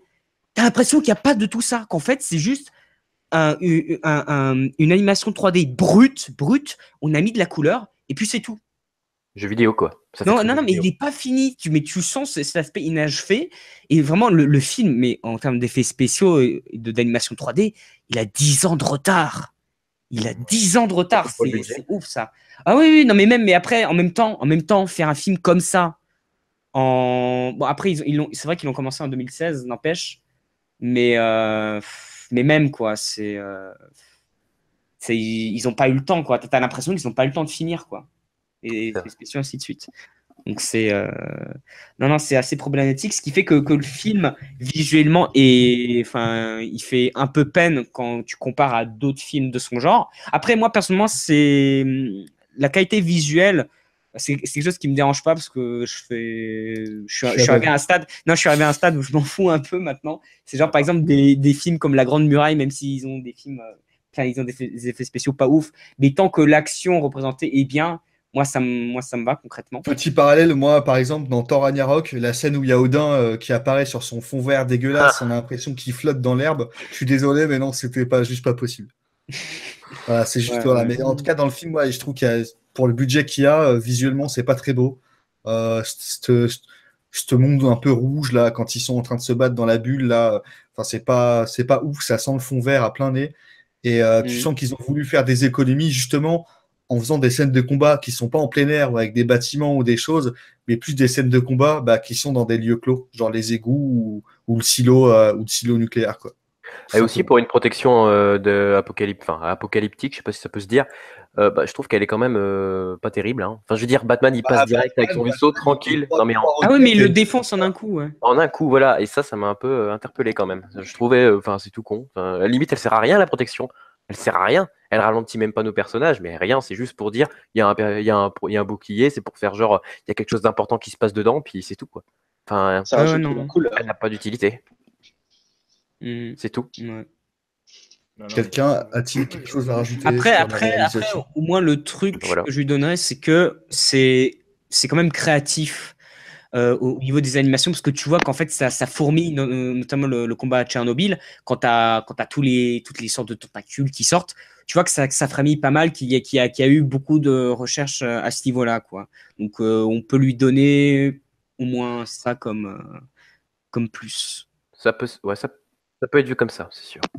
Oui et non, parce que j'ai envie de te dire, les tentacules, ça n'a pas l'air d'être quelque chose de vivant, mais plutôt une sorte de roche, hein, Ouais, enfin c'est de bizarre. matière calcaire primaire, tu vois, donc qui n'a pas qui pousse un tel des tentacules, mais par contre, pour l'effet, genre attention, on craint pour leur vie, bizarrement, tu as une tentacule qui va suivre la famille jusqu'au bout du monde. Non, mais ça, c'est. Voilà, c'est voilà. Ouais. Moi, la réalisation, je la trouve médiocre, très clairement. Et pour parler au niveau mise en scène, effets spéciaux, mais il y a même très peu de plans qui signifient quelque chose réellement, tu vois. Je sais pas ce que vous en pensez, mais moi, je la trouve médiocre, cette réalisation. Je la trouve correcte. Sans plus, mais correcte. Ouais, pareil. En fait, moi, elle est dynamique. En fait, elle est lisse, quoi. Bien, mais... Très clairement, elle est lisse. Il y a rien. Il y a pas de profondeur. C'est très lisse. En fait, ça permet de faire ressortir les moments qui sont purement Snyder. Ouais, non, mais en fait, c'est surtout le montage. Le montage, il gâche énormément. Parce que tu prends un film comme Batman contre Superman, il y a des séquences dans ce film que tu peux prendre telles quelles et les analyser de fond en comble. Là, dans Justice League, je ne pourrais pas t'en citer des scènes comme ça. Ou que tu puisses vraiment analyser de fond en comble, interpréter chaque mouvement de caméra, ainsi de suite. Parce que, à part hein, le premier combat de Steppenwolf avec les Amazones. Mais sinon, tout le reste, bof. Et sinon, si on parlait de quelque chose d'encore plus bof, où il y aura un peu plus de débat, si on parlait de la musique, messieurs. Oh là, mais quelle tristesse. C'est tellement triste. J'ai envie d'entendre Stramgram, deux personnes que j'ai pas trop entendues. On va entendre Antonin. D'accord. La musique en soi, si on la compare à BVS, c'est mort. Si on la compare à Suicide Squad, c'est mort, même si la musique a, à mon goût, été utilisée de façon, on va mettre de la musique pour dire de mettre de la musique, surtout des musiques marquantes. Donc, c'est sûr que si on compare ça aux anciens films, surtout avec le thème de Hans Zimmer sur Man of Steel, mais le thème, on va être d'accord qu'il est quand même assez marquant. Enfin, en tout cas, moi, il m'a marqué. Le thème de Justice League est à peine remarquable. En toute honnêteté, on l'entend juste avant le combat final, mais c'est tout. Mis à part les deux thèmes rétro de Batman et de Superman, qui, je trouve, en plus, sont amenés de façon limite ironique, parce que quelque part, ça enlève toute la dramaturgie, quoi. Et ouais, c'est sûr, les musiques sont pas marquantes, et on sent aussi que Hans Zimmer a quand même remixé des musiques déjà existantes. Il y avait des petites... c'est pas Hans Zimmer qui a fait la musique. Hein. Ah non, c'est... comment il Daniel s'appelle Elfman. Daniel Elfman. Ouais, mais je sais pas... Je sais pas, la musique, elle me semblait... je sais pas, j'avais l'impression de reconnaître des... Comment on dit ça aussi? Parce que je suis pas... Des bribes. Voilà, c'est ça. Des fragments. Voilà. Et c'est pas marquant, quoi. Non, mais surtout que moi je trouve ça complètement inutile, quoi. C'est-à-dire que déjà, dans Batman contre Superman et dans Man of Steel, on a déjà créé des thèmes pour ces personnages-là. Et Daniel Elfman, il se dit, ouais, les couilles, on va reprendre les plus vieux, là. C'est mieux. Alors que je suis désolé, mais moi, les musiques de Man of Steel et BVS, mais je les réécoute encore aujourd'hui. Tu vois, je les réécoute encore aujourd'hui parce qu'elles sont magnifiques. Ils sont magnifiques. Mais là, je me suis tapé toute la soundtrack de Justice League. Il n'y a rien de marquant à part la chanson du début. C'est celle chantée par une nana, là. Everybody Know? Ouais, c'est ça, ouais. Mais sinon, tout le reste, nul. Nul. Charles. Danny Elfman, incapable, va. Et Charles, je t'en prie. Tu es là pour l'argent. Ouais, mais je pense un peu pareil. Déjà que le film est noyé dans les effets spéciaux, problèmes de montage, etc. Et tu sens que, enfin, je sais pas, on dirait que les musiques, je sais pas, il y avait, bon, je sais pas pourquoi Hans Zimmer n'est pas là, mais genre ils se sont dit, bah tiens, on va rappeler quelqu'un genre de confiance et on prend Danny Elfman parce qu'il a déjà fait des trucs de super-héros. Mais franchement, non, ça sert à rien. On dirait que il les a fait comme ça. On dirait qu'il avait pas d'idée, pas d'inspiration, il voulait pas trop s'investir dedans. Il s'est dit, tiens, qu'est-ce que je pourrais faire? Et bam, il reprend les anciens films comme ça. Ouais. Mais tu sais, là-dedans, en plus. Et il n'y a même pas de symbolisme quand elles apparaissent, en fait. Ça sert à rien. C'est même pas un clin d'œil. Ça fait même pas une référence amusante ou sympathique. Rien. Ça sert à rien parce que, comme tu dis, il y a déjà des thèmes pour ces personnages-là qui ont été instaurés dans les précédents et là, on les renie complètement, en fait. Donc, ça, non, mais en plus, le pire, c'est, tu sais, cet homme, il a du culot. Hein. Le mec, il s'est justifié. Il s'est justifié. Oui, j'ai pas eu les scènes pour pouvoir composer la musique. Parce qu'en fait, ce qu'il faut savoir, là, comment ça se passe la composition de musique, en fait, c'est que le compositeur, il a le film devant lui. Et pendant qu'il y a les scènes, il joue sur son clavier, en fait, tu vois. Ouais. Il joue sur son clavier, il va faire des bribes, il va revenir, il fait comme ça. Et là, Danny Elfman, il dit, oui, j'avais juste les storyboards, ça m'a pas aidé. Et tu te fous de ma gueule, mais t'as 30, 40 ans de carrière. Et tu nous sors des excuses comme ça. Pour information, par exemple, un mec comme Hans Zimmer, pour ne pas le citer, quand il a fait Interstellar, il n'a pas vu le film. Ouais. Hein? Ah ouais, tiens, j'apprends. Ouais, il a pas vu le film et il a fait une putain de musique. Hein. Voilà. Ouais. Voilà. Dis donc. Ceci étant dit, moi je trouve également que la musique est très clairement, mais vraiment nulle à chier. Il y a un super thème pour Man of Steel, tu vois, qui est sorti par Man of Steel pour Superman. Je dirais même que c'est ce qui portait le film. Pourquoi tu le réutilises pas? Bah non, on sort le thème du Superman rétro de manière impromptue en plus. Hein, il y a aucun rapport. Pareil pour le même de Batman. Pareil pour le thème de Batman. Ça sort comme ça, ça sortit d'un chapeau, sans aucune cohérence, non vraiment. Là, limite, tu mets les sons des Péruviens qui jouent de la flûte de Pan dans le métro, c'est pareil. C'est aussi cohérent que ça. Non, vraiment, la musique, elle est vraiment, mais il n'y a rien, quoi. Il n'y a rien. Pareil, la musique, si elle est drôle à un moment, c'est que vraiment, ils sont allés jusqu'au bout du délire de la pub Diesel avec Aquaman, parce que la musique, tu la mets dans une pub Diesel, la scène où il va dans les vagues, là, c'est vraiment, ça marche. C'était la chanson de la bande-annonce, de la toute première. Ouais, c'est ça, ouais, voilà, mais c'est... Enfin, vraiment, musicalement, c'est le désert. Mais vraiment, il n'y a rien. Il n'y a rien du tout. Mais en plus, j'en reviens vu. Ce que tu vois à l'écran, il n'y a rien pour t'envoyer des émotions. Il n'y a vraiment rien. Vraiment. Mais Danny Elfman, en plus, désolé de revenir sur lui, mais c'est quand même celui qui a fait la trilogie de Sam Raimi. Enfin, Spider-Man, ouais. Qui était quand même un thème qui était pas mal, on est d'accord. Ah, il était excellent. Ah, ouais. Donc, ouais, ça m'étonne de lui. Enfin, écoute, à mon avis, il devait s'en foutre. Hein. Ouais. Vraiment, mais en plus, rajouter des vieilles musiques d'anciens films, ça montre que le gars, enfin, il n'en avait rien à foutre, tu vois. C'était en mode, vas-y, je balance ça là, à ce moment-là, parce que je sais pas quoi composer. D'ailleurs, ce qui est drôle, c'est qu'il n'y a même pas de. Enfin, le mec, je vous le dis, hein, si vous ne le savez pas, il a fait la musique de la série Flash des années 90. Ah ouais. Flash Gordon? Ouais. Non, Flash, pas Flash Gordon. Flash, la série Flash.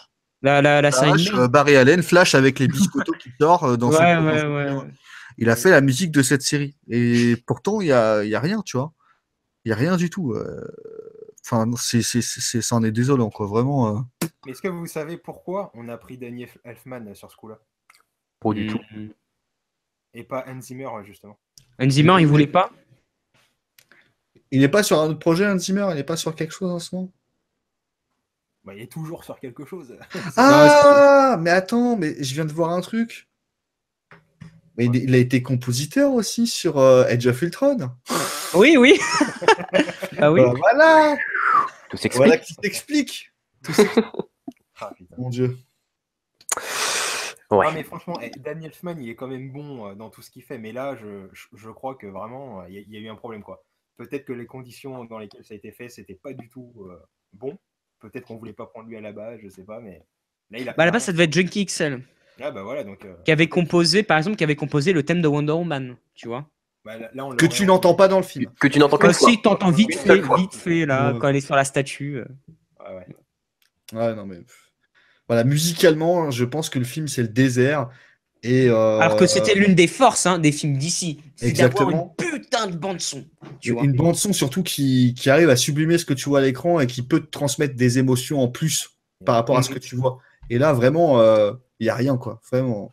Liam, je sais pas ce que tu en as pensé, mais. Justement, ouais, Liam, ouais, parce qu'en plus, il a écouté la bande originale à part.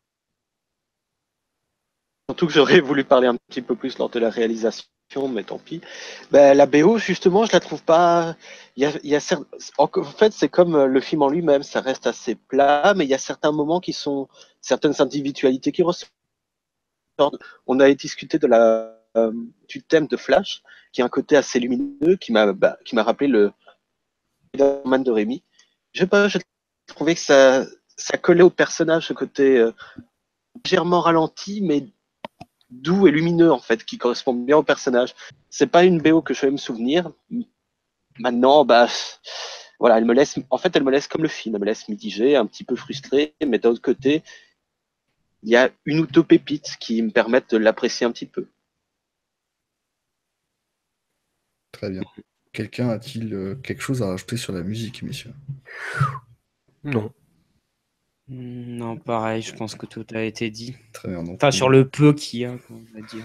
on va passer sur une conclusion avec une petite note sur 20. Du coup, Liam, je te laisse commencer comme ça sur la conclusion. Tu pourras revenir un peu sur la réal vu que tu n'as pas eu l'occasion de parler beaucoup sur la réal. Je t'autorise. Ça va. Encore une fois, le film m'a diverti, mais est-ce qu'il est bon pour autant?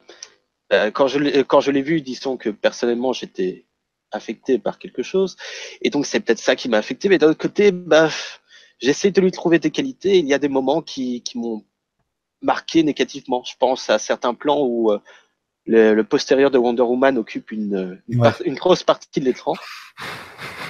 Ça a été coupé, hein. Ça a été coupé, c'était que dans la bande-annonce. Moi, je l'avais pas vu dans le film. Moi aussi, hein, il y a des plans sur son film. Dans le film, je m'en souviens plus. Dans le film, moi, tout ce que je m'en souviens, c'était quand t'avais, comment il s'appelle, Flash qui tombe sur les nichons de Wonder Woman. Ouais, mais t'as ça, et à la rencontre de Cyborg, quand t'as marche sur le trottoir, t'as un gros plan sur le trottoir. Ouais. Mais bizarrement, je regardais pas parce que après Gal Gadot, elle a pas un physique. Enfin, elle a pas un physique qui fait que tout de suite tu vas regarder en fait. Mais je trouve ça un peu ironique quand tu vois que l'une des boîtes de production, c'est Rat Pack, qui a été obligée de se retirer des prochains films d'ici parce que Gal Gadot ne veut plus collaborer avec Ratner, c'est ça? Ouais. C'est ça. Ouais. Ouais, il y a certains instants, il y a ces moments-là qui m'ont cassé. En même temps, il y a ces moments, ce dialogue dans la ferme, ça m'a touché. Ça m'a touché ce dialogue entre Loïs et Clark. C'est pas en cinéma, mais il y a encore une fois, il y a une forme de sensibilité j'ai senti propre à Snyder en fait. C'est les moments où j'ai senti Snyder, où j'ai senti Whedon, qui m'ont fait apprécier le film. D'un côté, c'est cohérent d'une certaine manière avec la thématique de DC. Tout simplement, quand tu essayes de restructurer une personne ou un groupe de personnes de manière à ce qu'elle colle à la norme, celle-là ne correspond pas toujours à ce qui est voulu. Et de l'autre côté, c'est frustrant parce que j'aurais bien voulu avoir un film 100% Snyder. J'aurais voulu avoir le Justice League de Snyder, pas le Justice League de la Warner. Ouais, mais bon, en espérant que Snyder arrête ces films-là, parce que pour lui, je pense son salut, il est dans les films indépendants. Hein.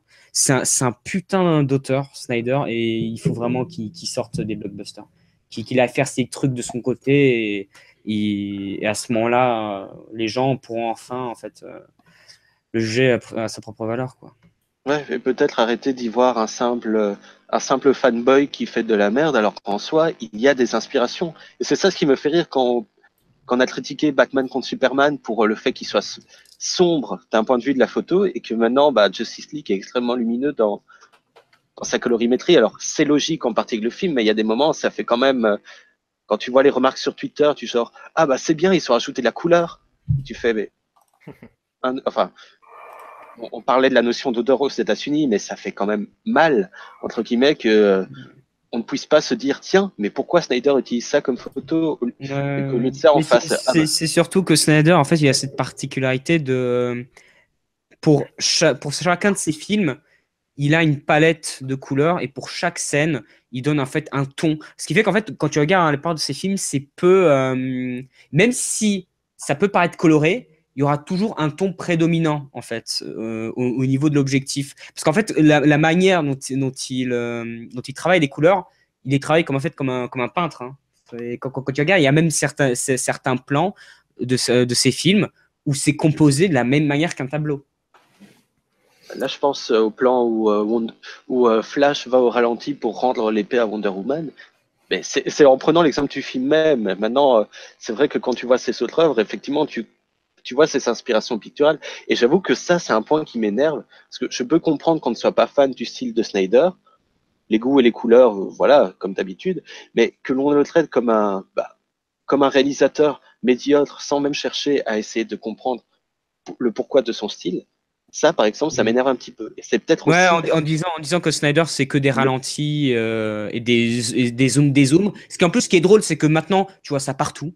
Le coup des zooms et des zooms, ça a été énormément popularisé grâce. Enfin, popularisé, non, je sais pas, mais en ce moment, c'est beaucoup repris. Donc, comme quoi. voilà, mais pourquoi est-ce qu'il fait des zooms? Pourquoi est-ce qu'il fait des ralentis? Et c'est peut-être cette mauvaise foi qui a influencé Justice League aussi, cette volonté de vouloir restructurer le TCU de manière moins artistique, mais de manière plus lutratique. Lutratif, ça va aller. Je perds mes mots. Et bref, je vais mettre je vais essayer d'être gentil, je vais mettre un 12,5. Parce que le film m'a diverti quand même et qu'il y a quand même des idées derrière. Maintenant, encore une fois, je suis partagé sur le film. Très bien. C'est dommage. Donc 12,5 pour toi, Liam. On va écouter Antonin. Pas content, s'il te plaît. Liam, il Alors. avait une autorisation exceptionnelle que toi, tu n'auras pas. Donc quoi, je fais une petite synthèse? Ouais, tu fais une petite synthèse de ce que tu penses du film et ensuite tu notes sur 20. D'accord. Bon, pour résumer le film en soi, ça se regarde pour un spectateur lambda qui aime les comics mais qui s'y connaît pas à fond ou qui s'y connaît pas tout simplement tout court. Enfin, pour quelqu'un qui veut voir un bon film de divertissement, forcément Justice League fonctionnera. C'est le film typique d'un bon film de divertissement. Après, c'est sûr qu'en termes de développement, en termes de personnages, en termes de symbolique, en termes de teint, de coloration, tout simplement de motivation, c'est sûr que c'est pas aussi grand et aussi profond que Man of Steel et BVS et que toutes les autres réalisations de Zack Snyder.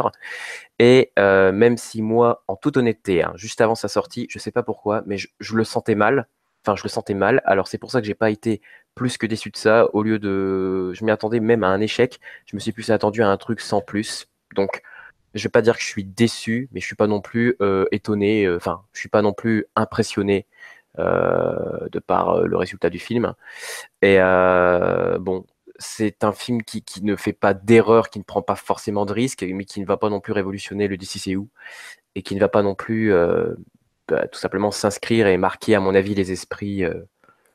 Tout simplement de ceux qui connaissent bien les personnages, tels que Batman, qui effectivement est une déception. Bon, après, pour ce qui concerne Flash, Aquaman, en toute honnêteté, ces deux personnages-là, je n'ai pas été gêné. Enfin bref, voilà, ça n'a pas été un gros souci pour moi, surtout au niveau des personnages, mis à part Batman et Steppenwolf peut-être. Mais mis à part ça, le rythme du film est évidemment trop rapide. La durée est trop courte, trop abrégée. Il y a, comme vous l'avez dit, un enjeu en fait, il n'y a pas d'enjeu, il n'y a pas de réel enjeu. Et donc, voilà, pour résumer, le film en soi n'a pas effectivement un impact important, je trouve, sur le cinéma, surtout dans la cinématographie de Snyder, qui est loin d'avoir fait son meilleur film. Et donc, moi, je mettrais la note d'environ, je suis peut-être gentil, 13 sur 20. Ouais, voilà. Très bien. J'ai sans doute oublié plein de trucs, mais voilà. Charles. Ouais, moi, je trouve que le film est scindé entre deux énergies, deux visions qui ne s'harmonisent pas vraiment. Ceux qui n'aiment pas l'art de Snyder trouveront leur compte, ça c'est sûr. Et ceux qui aiment le fond des choses, les choses un peu plus réfléchies, à mon avis, ils resteront totalement insatisfaits. Ça manque d'épique, de poignant, de développement des personnages, de musique. En fait, tout ce qui sublime les œuvres. Et ça, c'est vraiment dommage. Je crois qu'il n'y a pas grand-chose qu'on retiendra de ce film. Ça manque d'une empreinte affective. Voilà, ça, je dirais vraiment ça. Par contre, si on parle uniquement en termes de divertissement, bah là, pourquoi pas. Et pour ça, moi, je lui mettrais un bon petit 12. Voilà, ça mérite pas plus. Moi, je lui mets un plagiat sur 20. Pour pas faire de privé joke, j'ai juste envoyé dans le. Si vous écoutez, de toute façon, je pense que dans le lien de la description de la vidéo, on mettra ça. Le lien de la scène du Seigneur des Anneaux, donc c'est dans le 3e opus, donc le retour du roi, et la scène de Aquaman qui surfe, pour la montrer un petit peu, quoi. Donc 13,5, c'est ça? Moi, 12. 12, pardon, excuse-moi, j'étais plus généreux que toi. Donc 12 sur 20, très bien. Adam. Durant tout ce tableau, j'étais assez objectif sur le film, mais ma note, par contre, elle sera subjective. Parce que même si, j'ai dit tout ce que je trouvais à redire sur ce film qui allait pas, sur lequel il y avait des problèmes, mine de rien, je suis quand même un fan de DC et j'ai beaucoup aimé voir mes héros préférés dans un film. En fait, c'est comme pour Suicide Squad, hein. Je te dirais juste un truc, attends. Pense à moi qui suis, bon, je hais pas DC, hein, mais pense à moi qui suis un fan de Marvel. Ouais. Qui encule le Marvel Cinematic Universe, mais à chaque instant, tu vois. Oui, je sais. Ouais. Mais en fait, c'est la même chose qu'avec Suicide Squad. Dans Suicide Squad, il y a plein de choses à redire sur ce film. Et pourtant, j'adore le regarder. Je l'ai vu plein de fois.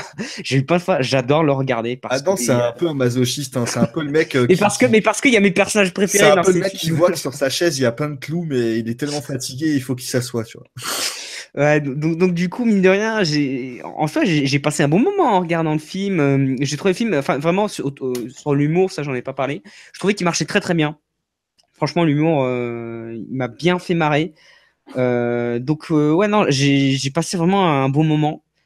Et en plus, ce qui est drôle, hein, c'est que quand j'étais gamin et que je regardais la série Justice League de mon enfance, à aucun moment je me suis dit il y aura un film Justice League parce que pour moi c'était inimaginable. Je me suis dit ça se fera jamais, c'est trop compliqué, c'est limite impossible. Et pourtant ça s'est fait. Bon, pas comme pas comme je me l'étais imaginé à l'époque, mais au moins ça s'est fait et ça aurait pu être pire. Ça aurait pu être pire en soi. Donc du coup je lui donne la note de 14 sur 20. Voilà. 14 sur 20, très bien. Quant à moi, messieurs, pour faire un petit résumé de mon point de vue sur le film et de certains personnages, je vais vous raconter une petite anecdote. Quand j'étais gosse, pour mon 5e ou 7e anniversaire, je me rappelle plus sa date, hein. Mon père, en fait, qui travaillait, il était d'astreinte, donc il travaillait la nuit, rentrait super tard, et donc il pouvait pas être présent le jour de mon anniversaire. Donc moi, je voulais l'attendre, et je me suis endormi sur le canapé en attendant. Et en fait, quand je me suis réveillé sur mes genoux, j'avais la figurine Batman que je rêvais, tu vois. C'était un Batman, je me rappelle, hein, comme c'était hier, alors que ça fait plus de 20 ans. C'était un Batman qui pouvait aller sous l'eau avec il avait un masque aquatique et un petit sous-marin qui crachait des trucs. Enfin, la saga des figurines Batman animées de 90, quoi. Et en voyant ce film et en voyant ce qui est devenu Batman, ce souvenir se transforme à je me réveille et mon père a déposé une grosse merde avec la cape de Batman, tu vois. Et c'est un peu le ressenti que j'ai, c'est que pour moi, vraiment, Batman, il est souillé, quoi, dans ce film. Il est vraiment souillé. Donc ça, pour moi, c'est un très gros problème du film. Ensuite, donc, pour les personnages, en général, il y a le problème de bouche de Henry Cavill avec sa bouche de travers. Je dirais qu'il y a Wonder Woman qui est censée être une vision féministe. Et pourtant, on arrive encore à voir des clichés sexistes. On n'en a pas trop parlé dans le film, mais les plans, comme tu le disais, Liam, je crois, ou c'est Charles, je sais plus qui c'est qui en parlait, les plans sur son cul, il y a des trucs, tu vois, on peut pas s'empêcher, bizarrement. Voilà. On assiste aussi maintenant à une vision inverse du machisme. Je dirais j'ai pas le terme, mais un féminisme exacerbé qui par conséquent, on va être obligé de te montrer des mecs super stokos à walper pour que les femmes aient leur dose de sexualité, entre guillemets, dans les films. Ça, c'est pour la dose Aquaman, hein, je parle. Qui, bien sûr, quand il enlève son t-shirt, est obligé de faire un ralenti comment ça s'appelait, Taylor Lautner dans Aquaman, dans Twilight. Twilight, merci. Voilà. Donc je trouve ça un petit peu pitoyable. Là, c'est un peu le paradoxe du film. Le mec, son pouvoir, c'est de courir. Ce truc qu'il arrive à faire pendant le film, c'est trébucher. Enfin, c'est quand même. Enfin, je sais pas. C'est comme si, pour parler de pouvoir de personnes connues, Spider-Man, son pouvoir, c'est de marcher sur les murs et puis du coup, il glisse, tu vois. Il y a plein de trucs. Enfin voilà. Flash, son pouvoir, c'est de courir et le mec, tout ce qu'il arrive à faire, c'est de trébucher. Je trouve ça triste. Et Cyborg qui est survolé. Enfin, voilà, le problème du film, il y a des problèmes de réalisation, problèmes d'effets spéciaux, problème de musique. Enfin, c'est même pas un problème, il n'y a pas de musique, en fait. Voilà, très clairement. Donc au final, moi, ce film, je le trouve médiocre, assez raté. Je suis pas fan du DCU. Et pourtant, je considère que là, le meilleur film qui a été produit jusqu'à présent, c'est Man of Steel. Et je l'ai toujours dit. Même si j'ai beaucoup craché sur Batman vs Superman, au moins il a tenté quelque chose. Et là, on arrive sur un produit, donc la Justice League, qui ne tente absolument rien.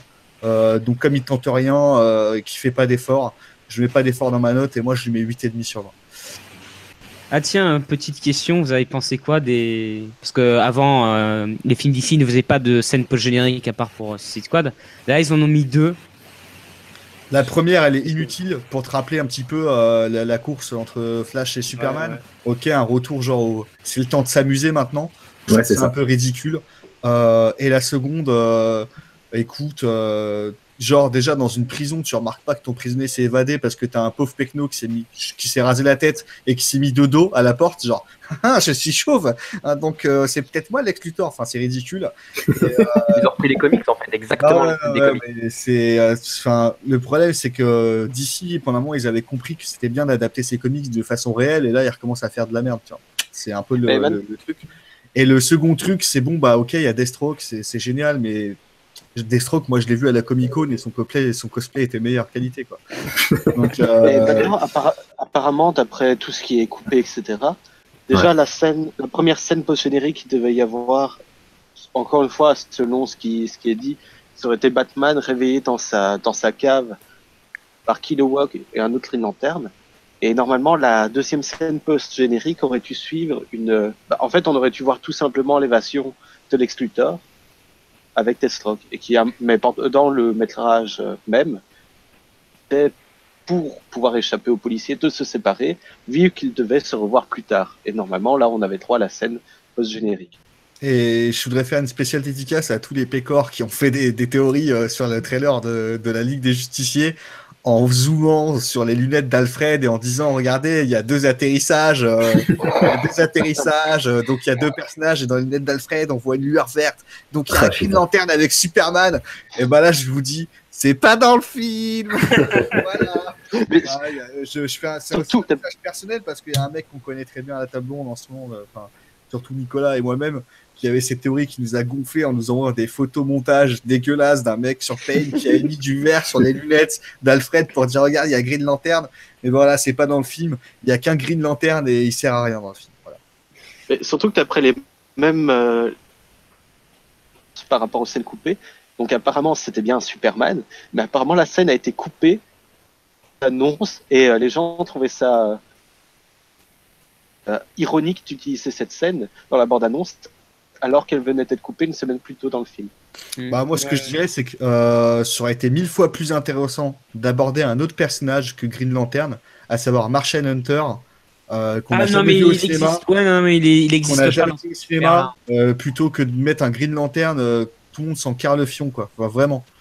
Enfin, Martian Hunter, c'est un peu le personnage, il mérite d'être là, quoi, tu vois. Et Shazam aussi, il a été mis là-dedans, il me semble. Une référence à Shazam. Ouais, il y aura un film. Il y aura un film. Il y aura un film, mais c'est pareil. Enfin, le truc qu'il faut se dire, c'est que moi, les incohérences au niveau puissance physique, si ça continue, j'arrête. Normalement, Shazam, il est plus ou moins aussi fort que Superman. Aussi fort que Superman, voilà, très clairement. Voilà, il peut voler et tout, pareil. Donc, vous allez continuer à aller voir les suites après ça? Honnêtement, moi, oui. Moi, s'il y a un débat de la table ronde, je pense pas. Bon, là, déjà, en fait, pour rien vous cacher, parce que je l'ai dit tout à l'heure, mais Antonin n'était pas là, je crois que tu l'as entendu, Charles. Adam n'était pas non plus. Moi, le film, là, j'ai été le voir seulement aujourd'hui. Oui, c'est vrai. Là, je devais pas faire ce débat. Et je dis, bon, bah, quitte à faire le débat, autant aller voir le film. Mais de base, j'allais m'en passer parce que ça sentait le caca, quoi. Tu vois, et enfin, non, très honnêtement, je suis même pas déçu du film. Je savais que j'allais voir un produit formaté et du coup, voilà, quoi. Je trouve ça dommage. Non, moi je vais encore regarder parce que bon, je m'attendais à pire. Hein. Vraiment, je m'attendais vraiment à pire en allant voir ce film. Après, je me suis dit bon, ça va. Je pense qu'il y a encore de l'espoir, mais bon, Non, mes c'est derniers pas gagné, espoirs c'est pas gagné. mes derniers espoirs sont tous dans Infinity War et j'en ai très peu. Ouais. Et après Infinity War, comme je le dis à beaucoup de gens et à beaucoup de gens qui sont d'accord avec moi, j'ai prédit la fin et la mort des films de super-héros. C'est-à-dire Peut-être, qu'il ouais, y aura des tentatives, mais ça va se casser la gueule et on aura le droit à des John Carter bis avec peut-être un Spider-Man avec Miles Morales qui marchera pas ou des trucs comme ça. Enfin bref. Après Infinity War, c'est dead les mecs. Voilà, Donc, en 2019, alors, pour la deuxième partie. Bon, la deuxième partie, peut-être, allez, Allez. allons jusqu'à la deuxième Quand même, partie. Et après, cette intrigue, une fois qu'ils vont commencer la phase 4, c'est ça, hein. C'est la Ouais. phase Ça sera 4 bien qu'ils vont différent par la commencer. suite. C'est ça. Et bah là, ça sera dead. Hein. Mais ça sera des films OSEF, hein, ils ont dit. Donc, Bah déjà, ils ont confirmé les Gardiens de la Galaxie 3.